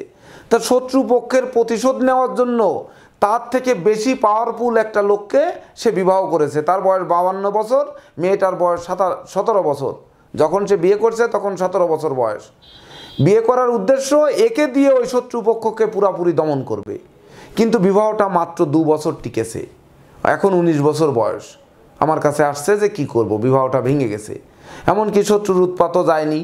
তাহলে সেই মেয়েটি এই 52 বছরের বৃদ্ধকে বিবাহ করার উদ্দেশ্য হচ্ছে তার ক্ষমতা প্রয়োগ ঘটিয়ে শত্রুকে দমন করা, এমনকি ইনার ধন সম্পদ লুটে নেওয়া বা লুণ্ঠন করা। এই সপ্তমে যখন শনি যাবে তখন কিন্তু এমনটি করতে পারে, এমনকি জীবনে জরা ব্যাধি দুঃখ দৈন্যের মাধ্যমে, কোনো না কোনো দুর্ঘটনার মাধ্যমে জীবনকে পঙ্গু করে দিতে পারে।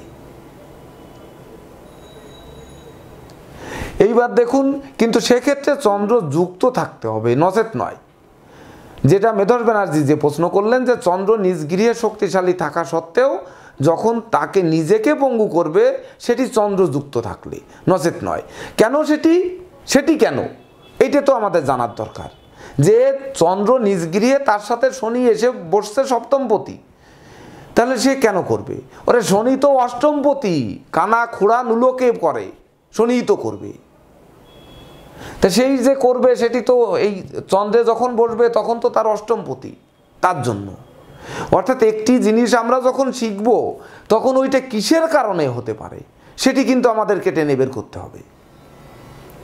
এইবার শনি যখন আপনার সিংহে প্রবেশ করবে অষ্টমে নিধন স্থানে, তখন তো তার সাথে ঘোর শত্রুতা নাকি? রবি আর শনির তো আর কোনো মিত্রতা নেই। এই সময় কিন্তু শনি তার নেগেটিভ ফলকে আগুনের মতো ফুলকাত দেওয়া শুরু করবে একেবারে। শনি কিন্তু এখানে যে নিস্তেজ হবে না, যদিও রবির পুত্র শনি, অর্থাৎ বাপকে সাইজ করে দেবে, বাপকে সম্মান পর্যন্ত দেবে না। যে সন্তান বাপকে সম্মান দেবে না, বাপকে শ্রদ্ধা দেখাবে না, বাবার সাথে লড়াই করবে, তাহলে বাবার সাথে লড়াই করে সে জিতবে না হারবে, এটি হচ্ছে আমার প্রশ্ন। আমরা সেই যে ব্যক্তি পিতার সাথে লড়াই করবে, অনেকে তো আছে লড়াই করে বাড়ির থেকে বেরোয় এসে ধনী কোটিপতি বিশ্বনন্দিত ব্যক্তিত্ব, বড় ডাক্তার, বড় ইঞ্জিনিয়ার, বিশাল ব্যবসায়ী, এরকম হয় না? তো এক্ষেত্রে কি হবে না হবে না, এটি হচ্ছে আমার প্রশ্ন। আপনারা বলুন, শনি যখন অষ্টমে যাবে বাবার সাথে লড়াই করে এই সন্তান জিতবে না হারবে? হ্যাঁ, রবি স্যার হলো যদি ভালোভাবে থাকে, শক্তিতে থাকে, তাহলে সে জিতবে। রবি শক্তিমান বেশি হবে। রবি যদি তার প্ল্যানেটে শুভ অবস্থানে থাকে তাহলে সে জিতবে, এটা তো আপনার উত্তর নাকি বাসুদেব বাবু? জি স্যার। আর রবি যদি অশুভ অবস্থানে থাকে তাহলে শনি হারবে, অর্থাৎ যে ব্যক্তির শনি এই অষ্টমে যাচ্ছে সে হেরে যাবে, এটাই তো? আর রবি যদি নিজ গৃহে থাকে? হ্যাঁ, যদি নিজগৃহ শক্তিশালী থাকে তাহলে কি হারবে না জিতবে? বাসুদেব বাবু বলুন। তাহলে রবি জিতবে স্যার। রবি জিতবে? কোনো ক্রমেই এখানে কেউই জিতবে না, বুঝলেন? এখানে কোনো ক্রমেই রবি শনি কেউই জিতবে না, বরং একে অপরে মারামারি লাঠালাঠি করতে করতে জীবনটাকে কোনো লগ্নের, মানে জীবনে যদি মকর লগ্নের শনি অষ্টমে প্রবেশ করলে জীবনের যত রকমের বিপর্যয় আছে সে বিপর্যয়গুলো কিন্তু তাকে ভোগ করতে হবে। উত্তরাধিকার সূত্রে প্রাপ্ত ধন সম্পদ সম্পত্তি হারাতে হবে, অল্প বয়সে পিতাকে হারাতে হতে পারে, পিতার কোনো সহযোগিতা নাও পাওয়া যেতে পারে, সন্তান কর্তৃক পুত্র সন্তান কর্তৃক আপনাকে বৃদ্ধাশ্রমে পাঠাতে পারে, পুত্র সন্তান আপনার ন্যায় নীতি আদর্শবান নাও হতে পারে, বংশের মুখ কালিমালিপ্ত করতে পারে। এখানে কিন্তু শুভ অপেক্ষা অশুভ ফলের পাল্লা বেশি ভারী করে তুলবে। শনির যে মূল যে রূপ, যে বিদ্রোহ ফাটল ক্ষয়ক্ষতি লোকসান ধ্বংস বিপর্যয়, যে নেগেটিভ রূপগুলো, সেই রূপগুলো কিন্তু তখন এখানে প্রকাশ করার একমাত্র জায়গা। গুরুজি সঠিক তো? হ্যাঁ গুরুজি পিতৃদোষটা কখন হয় গুরুজি?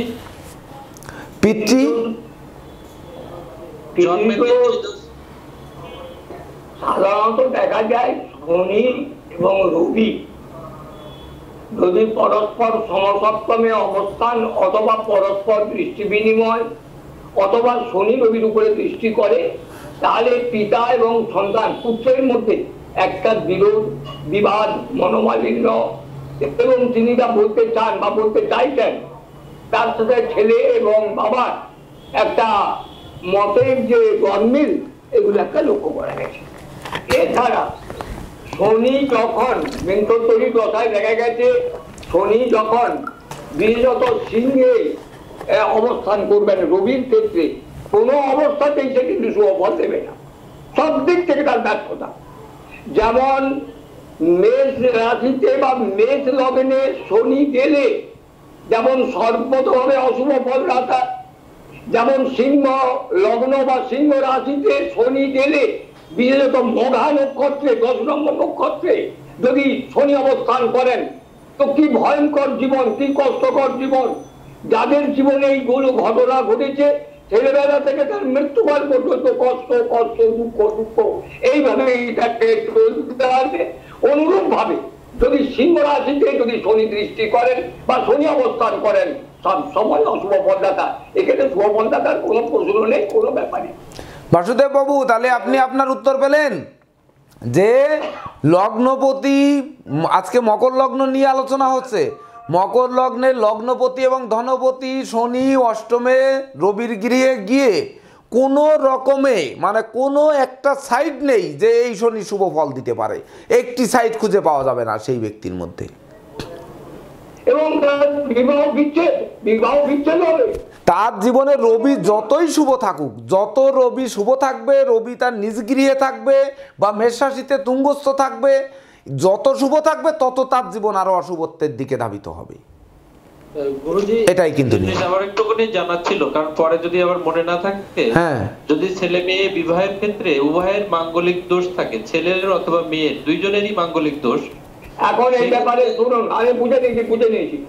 এখন এই ব্যাপারে সাধারণত সচরাচর জ্যোতিষরা বলে থাকেন যে উভয়েরই যেহেতু মাঙ্গলিক কাছাকাছি এই বিবাহটা শুভ হবে। এইরকম কিন্তু প্রতিদিনই আমার কাছে 10-20 জন আসছে বা এগুলো বিচার করছি। আমার মতে মঙ্গলের প্লাস মাইনাস কোথাও নেই, উভয়েরই মঙ্গলের প্রতিকার করুন, এইটাই আমার বক্তব্য। কখনো মাঙ্গলিক দোষ মাইনাসে মাইনাসে প্লাস হয় না। দুটো মাঙ্গলিক দোষ জুড়লে যে শুভ হয়ে যাবে এমনটি হওয়ার কোনো সূত্র জ্যোতিষশাস্ত্রে নেই। অথচ জ্যোতিষীরা বলেন, হ্যাঁ, অথচ জ্যোতিষীরা যেটা বলেন আমরা বলবো না, আমাদের কোনো স্টুডেন্ট এই নীতি আদর্শ শিখবে না, এটা কিন্তু রং।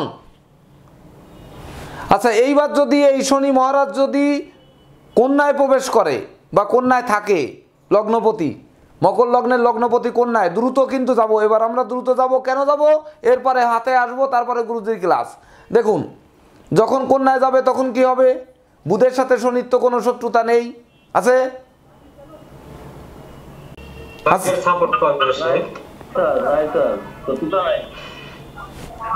সে তখন কিন্তু শনির বুদ্ধি বৃত্তি বিচক্ষণতা কিন্তু প্রকাশ পাবে, শনির শুভ ভাব কিন্তু তার মধ্যে আসবে। শনির যে প্রকৃত দেওয়া বা শনির যে ধনভাবে গেলে যেমন ধন দেবে, লগ্নে থাকলে ধনপতি সে যেমন ধন সম্পদ দেবে, এই ভাগ্য স্থানে গেলে সে কিন্তু তার মেধা প্রযুক্তি কৌশলী করবে।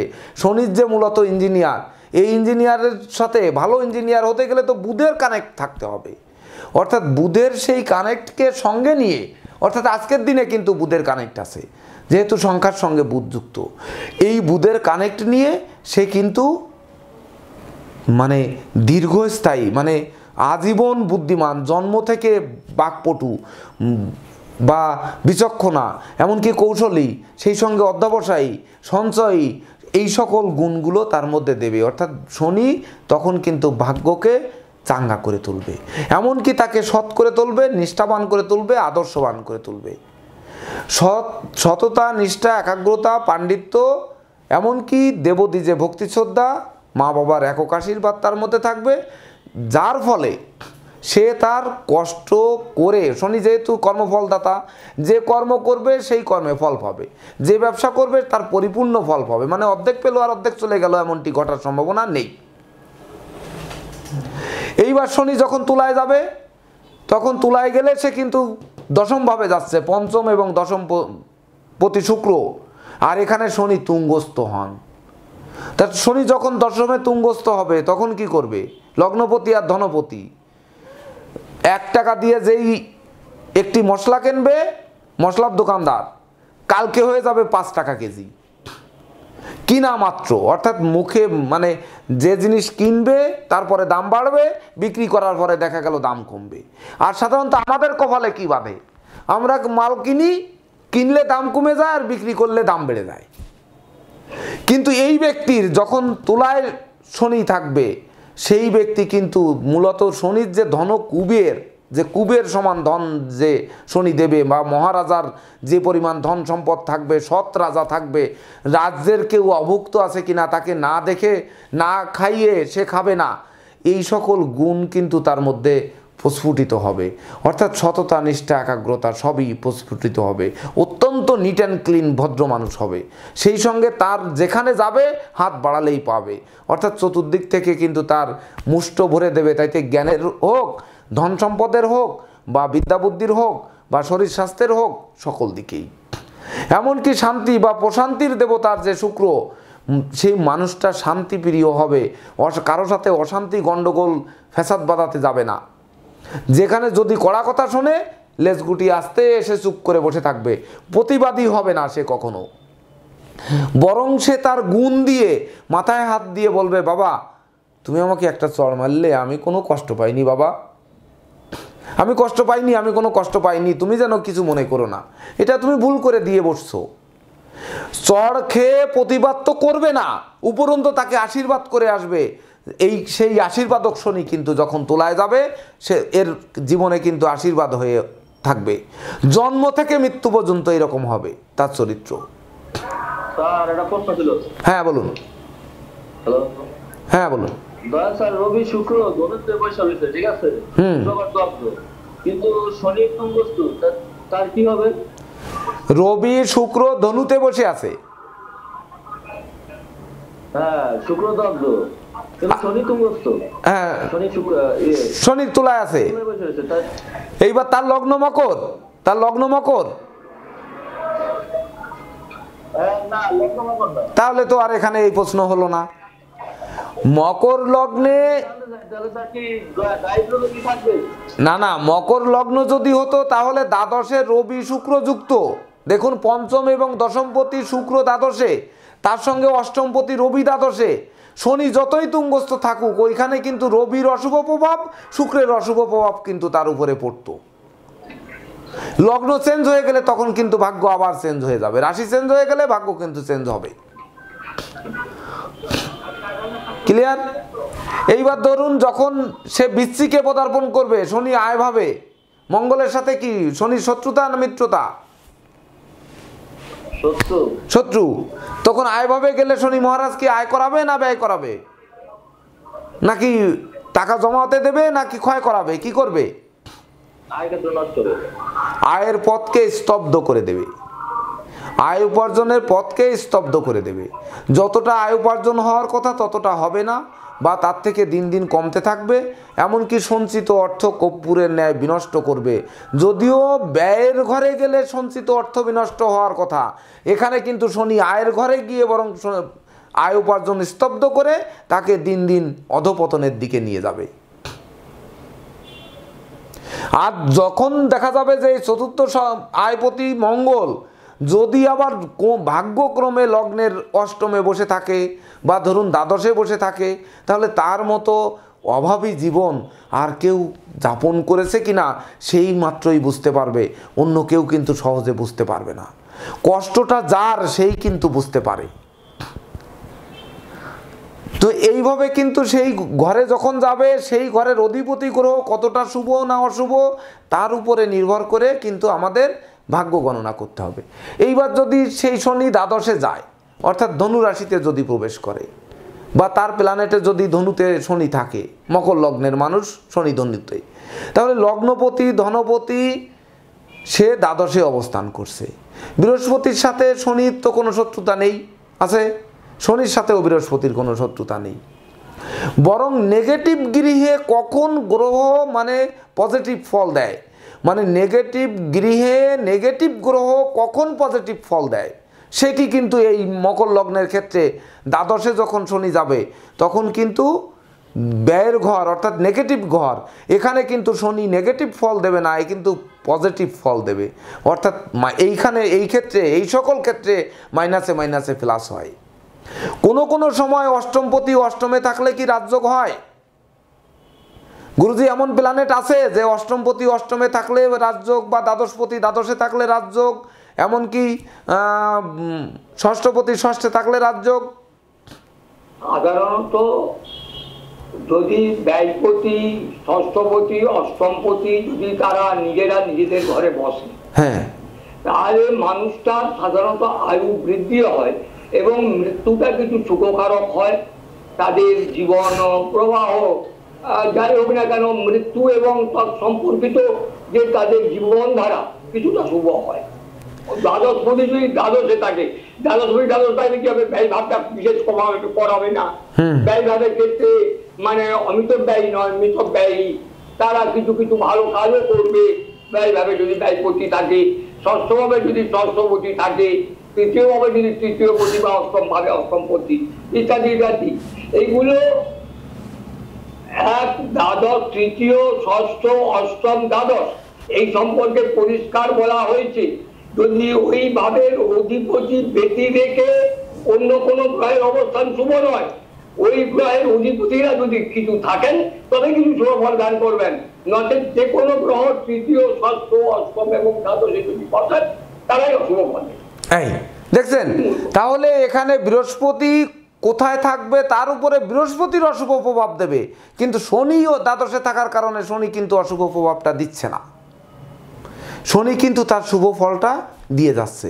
বরং শনি দেবগুরুর সাপোর্ট পেয়ে আপনাকে সেই গুরুগিরি শিক্ষকতা হতে পারে, জ্যোতিষের শিক্ষক হতে পারে, জ্যোতিষের বড় কিছু। যেমন গতকালকে একজন বিশিষ্ট জ্যোতিষ ব্যক্তিত্ব মারা গেছেন কলকাতাতে, উনি হচ্ছেন সোমনাথ চক্রবর্তী। না সোমনাথ গুরুজি সোমনাথ চক্রবর্তী না? হ্যাঁ, উনি মারা গেছেন। ইনি কিন্তু অনেক বিশিষ্ট জ্যোতিষ, অনেক নামজাদা জ্যোতিষ ছিলেন।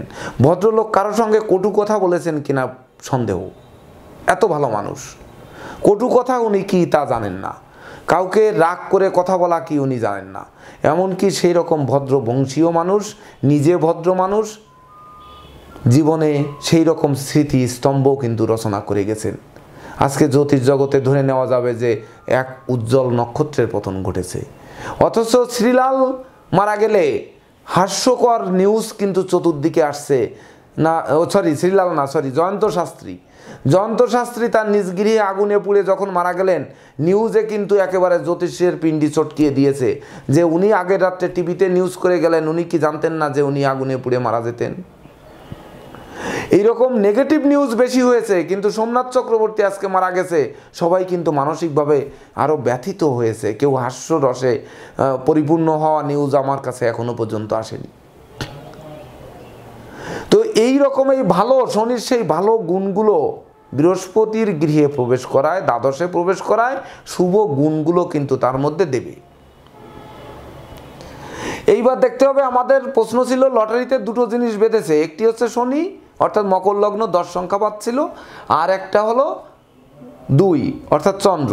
তো হাতে চন্দ্র আর শনি শুভ না অশুভ এটি আমাদের কিভাবে বুঝতে হবে।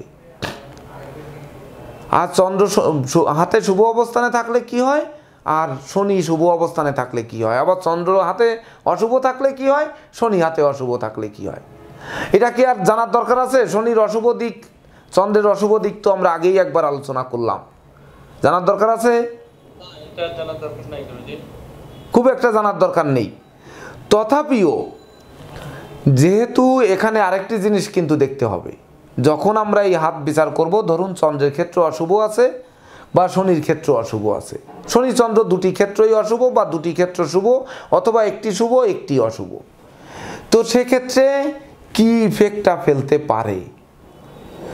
আজকের দিনটায় যেহেতু শনি তার সঙ্গে বুধ, 12 সংখ্যা যুক্ত করলে মানে বুধ, এই বুধের শুভ প্রভাবে এই ব্যক্তির যখন আমরা হাত গণনা করতে যাব, অর্থাৎ আজকের তারিখে আমরা এই ব্যক্তির ভাগ্য গণনা করতে যাচ্ছি, তো এই শনি এবং বুধ আমার শুভ দেবে না অশুভ দেবে, এক্ষেত্রে সহজ পদ্ধতিতে নিউমারোলজি দ্বারা তার ওই দুটি প্ল্যানেট আমি ভালো দিক বলবো না খারাপ দিক বলবো। অনেক সময় হতে পারে না যে হাতটা সে প্রচুর কষ্টের কাজ, বা ওই কামারের ধরুন যে হ্যামার পিটায়, হ্যামার পিটাতে পিটাতে হাতে কোনো রেখাই নেই, বরং ঠোঁস উঠে উঠে একবারে জটলে পেকে গেছে, সেক্ষেত্রে আপনি চন্দ্র শুভ, হ্যাঁ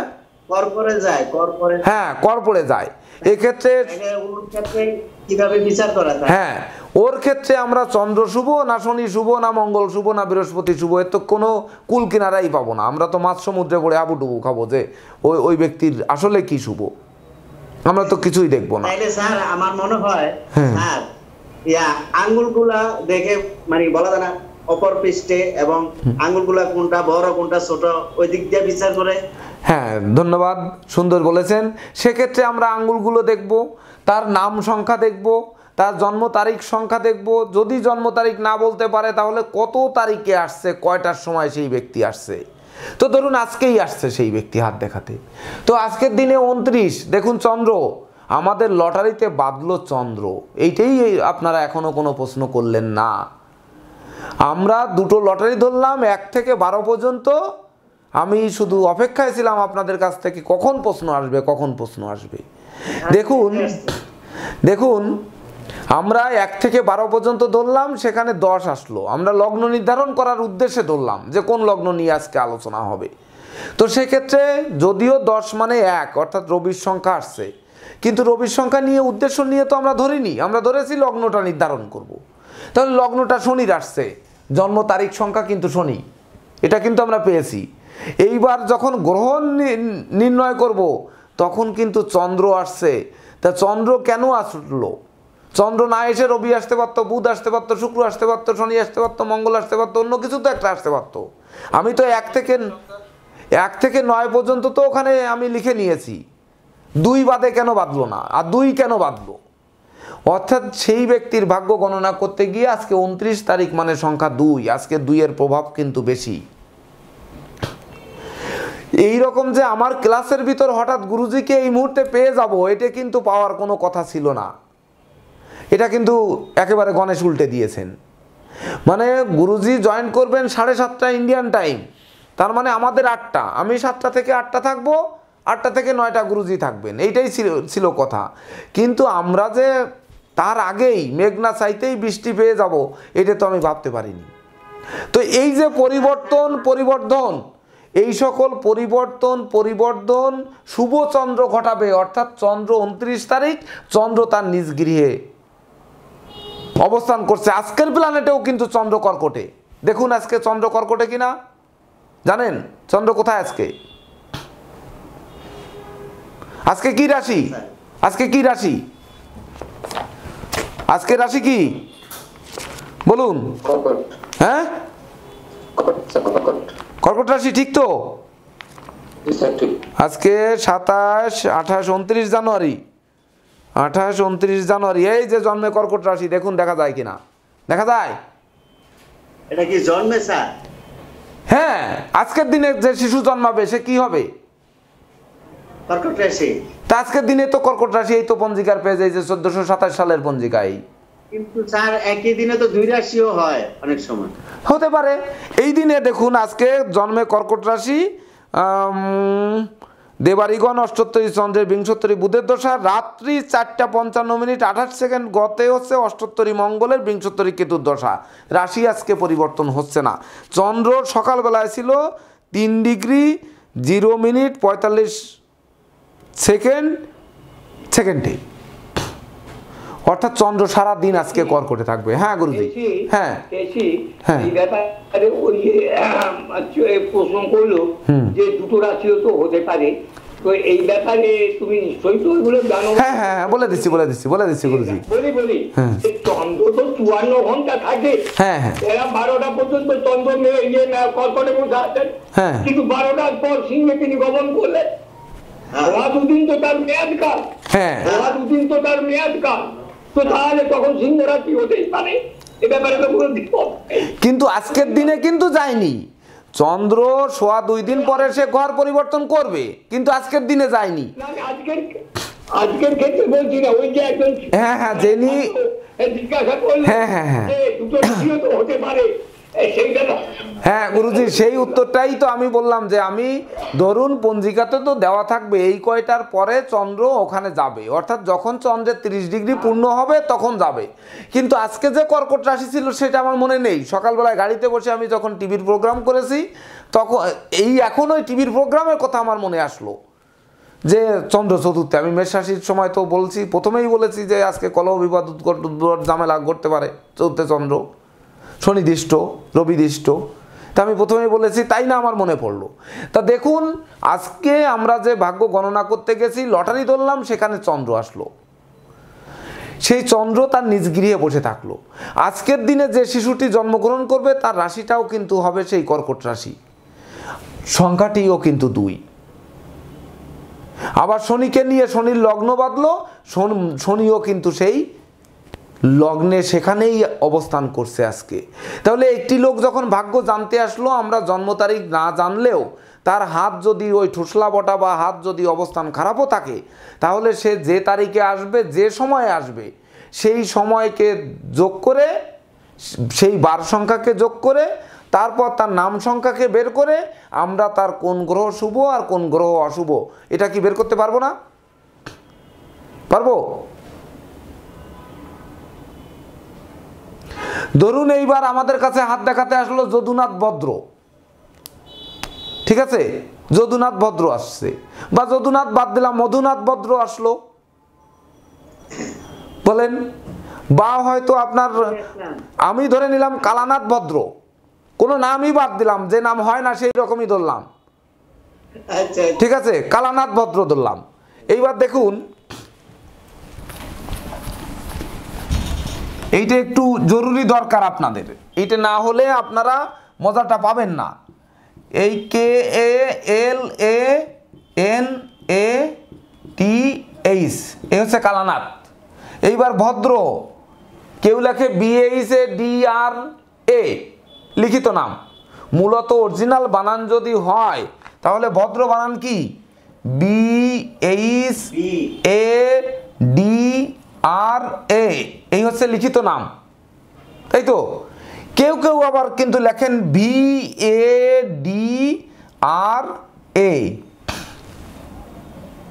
লিখে নিন, কিন্তু এই বানানগুলো লিখে নিন, প্রয়োজন হবে পরে। তো এইভাবেই কিন্তু ভদ্র লেখে, কিন্তু এভাবে ভদ্র লিখে আমরা ভাগ্য গণনা করতে পারবো না। আমাদের ভদ্র কি লিখতে হবে দেখুন, ভদ্র মূলত এই একটা ভদ্র, এই একটা ভদ্র পেলাম। এইবার দুটো ভদ্রকে আমরা আরো দুটো ভদ্র পাই। কি ভদ্র পাই দেখুন,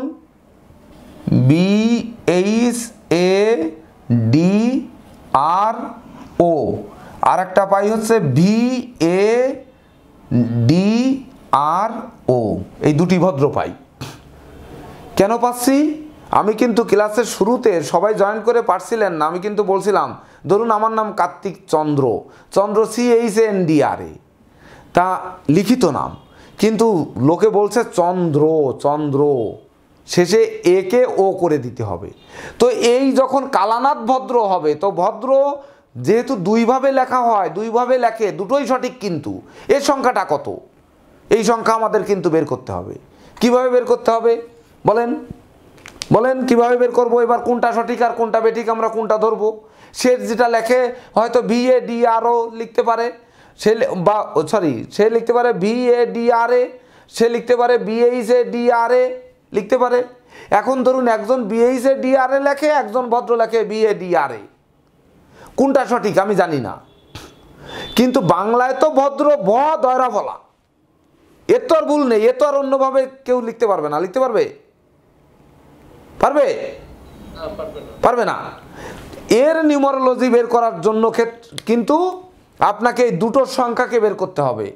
যখন দুটো বের করব তখন B2, H মানে 5, A হচ্ছে 1, D হচ্ছে 4, R হচ্ছে 2, O হচ্ছে 7, সমান কত হয়? উপরে ভদ্র 5 আর 2 7, 8 হচ্ছে 12, 13 14, 14 আর 7 21 মানে 3।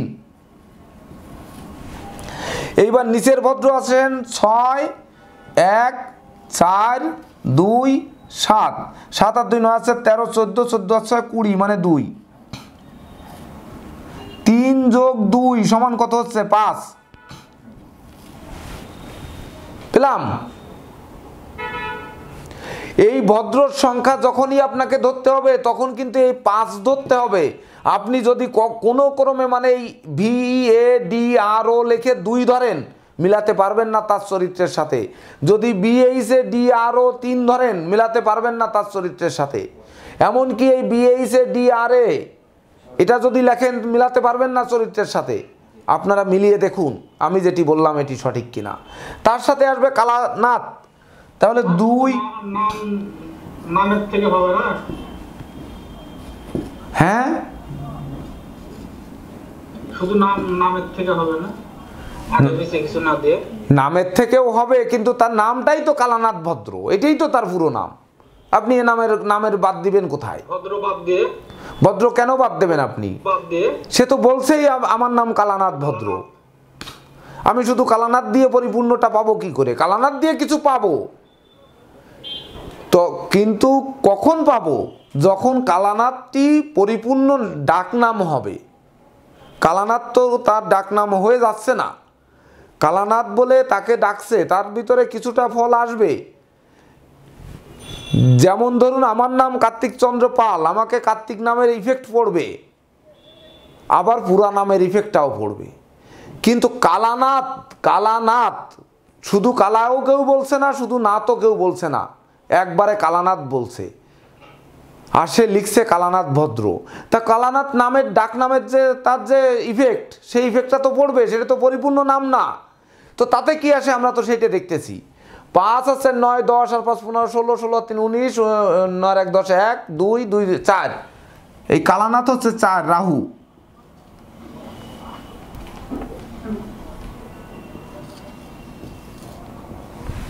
এই তো 4 এর সাথে 5 যোগ করে 9, যখন আপনি 9 করবেন, এই যে ভদ্রতে আমরা যে 5 বের করলাম, এটি কেন বের করলাম?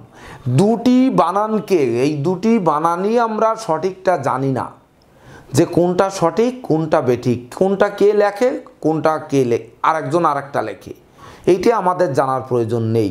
কিন্তু বাংলা নামে যেভাবে লেখা হয়, মানে উচ্চারিত যে শব্দটি হয়, সেই উচ্চারিত শব্দকে আমরা নিউমারোলজির সংখ্যাতে রূপান্তর করব, তবেই না কিন্তু আমরা সঠিকটা পাব।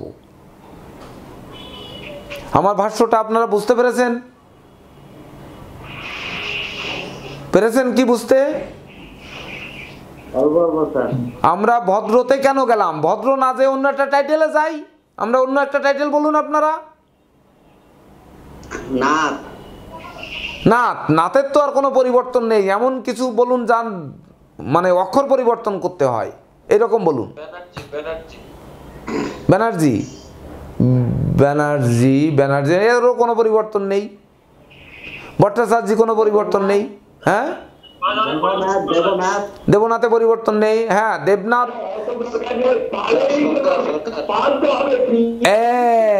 এই দেখেন গুরুজি বলছেন। এইবার দেখুন পাল,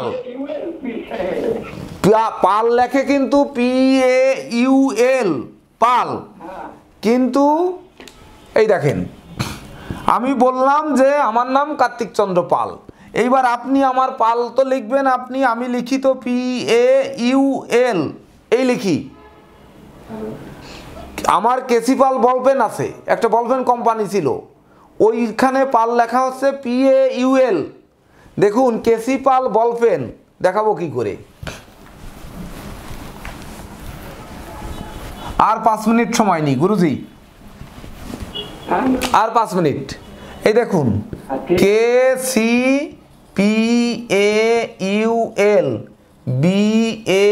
BALLPEN, এই হচ্ছে কেসিপাল বলপেন। দেখছেন কত হয়? সবাই করুন, তাড়াতাড়ি করুন।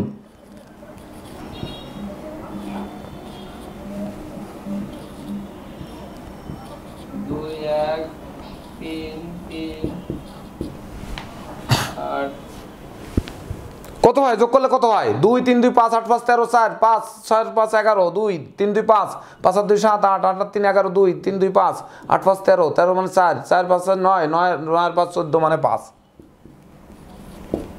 দেখুন কত হয়, 5 হয় কিনা? হয়, হয় দেখেছেন কত হয়? যোগ করলে কত হয়? কেউ লেখেননি এখনো? আপনারা লেখেননি? এই সংখ্যাটা লেখেননি? হ্যাঁ, তো কত হয়? 2 3 2 5 8 5 13 14 6 20 আর 3 23 24 25 26 আর 3 29 আর 3 32 আর 40 40 আর 10 50 মানে 5। দেখেছেন 5। আপনারা আমার ফেসবুক ইউটিউব সব জায়গায় নাম লেখা দেখেননি যে KCPAL, এই KCPAL লেখা দেখেন নাই? দেখেছেন? হ্যাঁ, ওখানে কি ইউ আছে? ইউ আছে? নেই। আচ্ছা তাহলে এখানে কি হয়? 2 3 8 1 3। কি হচ্ছে রে?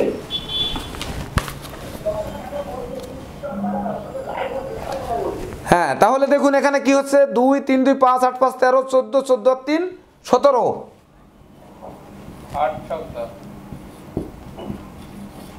8 হচ্ছে। শনি, আমি এই নামটিকে এখানে কেন আমি পাল ইউ যোগ করলাম আর এখানে কেন আমি ইউকে বাদ দিয়ে দিলাম বলেন? আমি তো একজনই ব্যক্তি, আমি কিন্তু একজনই ব্যক্তি, ব্যক্তি কিন্তু পরিবর্তন হয়নি, আমার নামটা পরিবর্তন কিন্তু আপনারা দেখতেই পাচ্ছেন।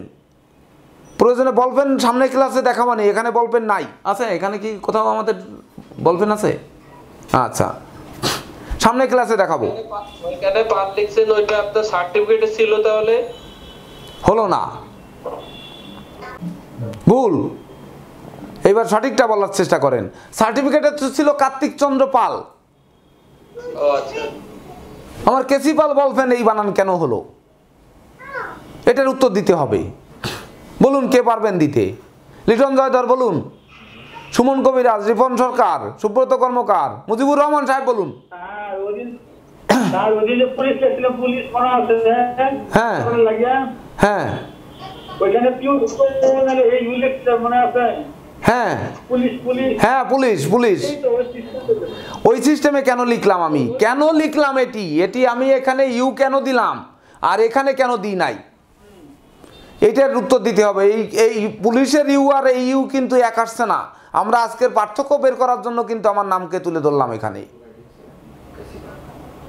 স্যার বলবেন তো ব্যবসায়িক প্রতিষ্ঠান, এই জন্য বোধের সংখ্যা করছে, আর আপনি তো জ্যোতিষ পেশা করবেন, এই জন্য সঠিক সংখ্যা দিচ্ছেন। লেখালেখি করা হয়, কলম দিয়ে লেখালেখি করা হয়, বুদ্ধি দিয়ে, এই জন্য বোধের সংখ্যা বাদ দিচ্ছেন স্যার। রিপন সরকার বলছে যে কলমটা হচ্ছে আমার ব্যবসা, তাই বুধের সংখ্যা করার জন্য ইউযোগ করেছি। আর লিটন জয়ধর বলেছেন যে কলম দিয়ে লেখালেখি হয়, বুদ্ধি বৃত্তির কাজ বৃত্তি হয়, এই জন্য ইউযোগ করেছি। আর আমি জ্যোতিষ করি বিধায় এখানে ইউটাকে ফেলে দিয়ে 8 করেছি। একমাত্র রিপন সরকার। আর কেউ কিছু মন্তব্য করবেন?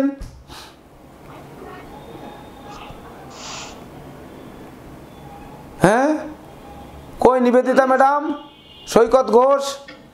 আপনার পেশাটা হচ্ছে শনির পেশা, এই কারণে আপনি পিএল যোগ করেছেন, ইউটা বাদ দিয়েছেন।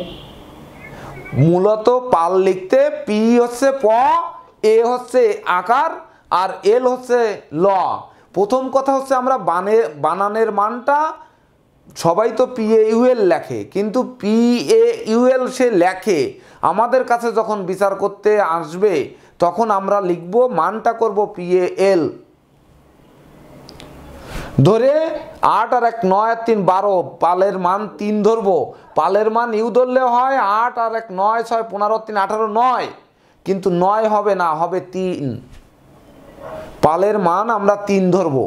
এইবার হচ্ছে কেন করেছি, রিপন সরকার সঠিক উত্তর দিয়েছেন। এটি হচ্ছে ব্যবসা কারক, এটা আমার ব্যবসা। কার্তিক চন্দ্র পাল আমার নিউমারোলজি মান করলে 6 হয়, কিন্তু এটি আমার ব্যবসা। ব্যবসা বুধ, ব্যবসা কারক গ্রহ কে? বুধ। আমি এখানে বুধকে করেছি যে এটা ব্যবসা করার জন্য, বাণিজ্য করার জন্য। জ্যোতিষ জগতে আসছি আমি, জ্যোতিষের পেশা শনি। নিবেদিতা ম্যাডাম এবং রিপন সরকার সঠিকটা বলেছেন, শনির পেশা হচ্ছে জ্যোতিষ। আমি শনিকে বেছে নিয়েছি। ক্লাসের শুরুতেই কিন্তু বলছি আজকে লগ্নটা বাদলো শনি, আরে আজকে তারিখ সংখ্যা শনি, আমার লগ্নে শনি, লগ্নের সপ্তম এবং অষ্টমপতি আজকে কি কিছু দেবে? আমার কি বা পেটের মধ্যে আছে আমার দেওয়ার? দেখুন, আমার আজকে যদি থেকেও থাকে তো বেরোবে না। এইটাই মূলত আমরা দিয়েই কিন্তু শুরু করেছিলাম। দেখুন, দৈবভাবে গুরুজি এসে আবির্ভূত হলেন। আমি যদি কিছু ভুল করে থাকি, গুরুজি কিন্তু সেটিকে সেরে দিলেন। অর্থাৎ সেরে দেওয়ার জন্য কিন্তু অটোমেটিক আমরা গুরুজিকে এখানে পেয়ে গেলাম দৈবভাবে। অর্থাৎ বুধ কিন্তু ওখানে কাজ করেছে, শুভ বুধ কিন্তু কাজ করেছে। 29 তারিখে চন্দ্র কাজ করেছে, তার জন্য চন্দ্র তার নিজ গৃহে বসে আছে। তা ভাগ্য তারকে কিন্তু সেইখানে নিয়ে যাবে। অর্থাৎ আমাদের বানানটা নিউমারোলজি বের করতে গেলে ওই ইউএল সে লিখে, কিন্তু আমরা লিখব পি এ এল, এটাই সঠিক, এই নিচেরটা সঠিক, এইটা ভুল। এটা আমি ব্যবসা করার জন্য ইউ যোগ করেও কিন্তু সেই বলপেন কোম্পানিকে বাংলাদেশে ম্যাটাডোর, জননী বা ইকোনো এর সমান কোম্পানি কিন্তু আমি বানাতে পারিনি। আমার কোম্পানি কিন্তু বন্ধ হয়ে গেছে।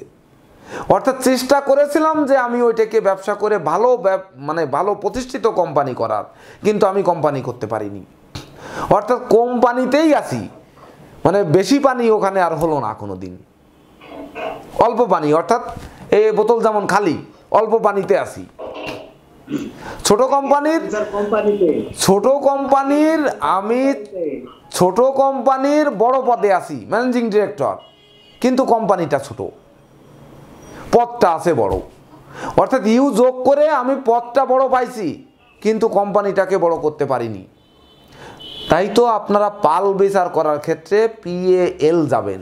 ভট্টাচার্য, ব্যানার্জি সব একই বানান হবে, যেটা আছে ওইটাই হবে, এটার পরিবর্তন হবে না। এইবার চক্রবর্তীর ক্ষেত্রে CHAKRA লেখে লোকে। দেখুন, চক্রবর্তী টাইটেলের ক্ষেত্রে আসুন। আচ্ছা বলছি, চক্রবর্তী এই CHAKRABARTTY,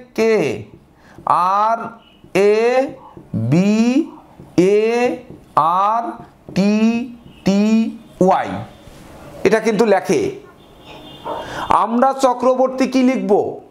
আমরা CHAKRO, চক্র, এখানে লিখব বর্তী BO।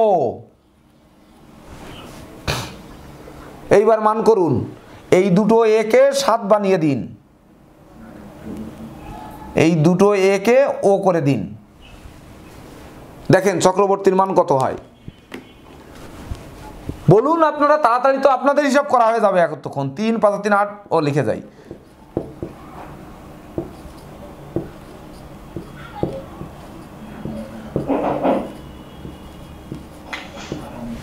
দেখুন 3 5 3 8 9 10 11 12 13 আর 7 20 22 22 আর 7 29, 31 আর 4 35 আর 4 39 আর 41 4, এটা হবে সঠিক নিউমারোলজির যদি মান বের করতে হয়। এবার সরকার লেখে SARKAR, কেউ ইয়ার লেখে, ইয়ারটা হবে না নিউমারোলজিতে, ইয়ারটা রং, এই ইয়ারটা এটা ক্রস, এইটা হলে নিউমারোলজি মিলবে না। এখানে সরকারে যদি ই ধরা হয় তাহলে ইর মান কত 5, আর মূলত এ ধরলে 1, তাহলে 2 2 2 1 3, 3 আর 1 4 আর 2 6 আর 2 8 9 10 11, মানে সরকার হয় 2, কিন্তু মূলত অরিজিনাল সরকারে হবে অরিজিনাল সরকার হবে 2, আর অনেকে ই দিয়ে লেখেন তখন হবে 3 আর 1 4 আর 2 6 আর 2 8 5 13 14 15 সমান 6। এই 6 শুক্র দিয়ে, অর্থাৎ সরকারের 6 শুক্র দিয়ে আপনারা ভাগ্য গণনা করলে সঠিক ভাগ্যের জায়গায় ধরতে পারবেন না। এটিকে যখন চন্দ্র ধরবেন তখন সঠিক জায়গাটা নক করতে পারবেন, অর্থাৎ গ্রহ নক্ষত্র কি অবস্থানে আছে এটা কি খুঁজে বের করা যাবে। হাত তার থাকুক আর না থাকুক, তার জন্ম তারিখ সময় জানা থাকুক আর না থাকুক, এটি দিয়ে বের করা যাবে। ক্লিয়ার? এবার সবাই বুঝতে পেরেছেন? সবাই বুঝতে পেরেছেন?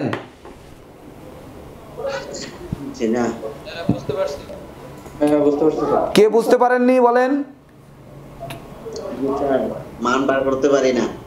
হ্যাঁ, মান বার করে এখনো সংখ্যাটা কিভাবে বার করতে হয় ওগুলো জানা নাই।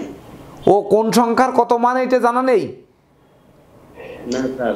আচ্ছা, মান আপনাদের সবাই জানে, একজনের কাছ থেকে নিয়ে নিয়েন, একজনের কাছ থেকে আপনি চেয়ে নিয়েন। হ্যাঁ, যার কাছ থেকে খুশি নেন, যে কোনো একজনের কাছ থেকে নিয়ে নিয়েন। ঠিক আছে? তাহলে কি আর বুঝতে বাকি আছে? অর্থাৎ শব্দায়িত নাম, যে শব্দটা যেভাবে উচ্চারণ হবে সেইভাবে আমাদের বানানটা লিখতে হবে, তবেই না নিউমারোলজি মিলবে, নচেত মিলবে না। এটি হচ্ছে আমার আজকের মূল আলোচ্য বিষয়। তাহলে আমরা প্ল্যানেট এবং হাতের সঙ্গে নিউমারোলজি বা হাত না থাকলেও নিউমারোলজি দিয়ে তার কোন গ্রহ খারাপ বা ভালো এটিকে আমরা বুঝতে পারলাম কিছুটা? হ্যাঁ, পারলাম। তো সবাইকে শুভ নমস্কার জানিয়ে আমি বিদায় নিচ্ছি। আজকের ক্লাস এ পর্যন্ত।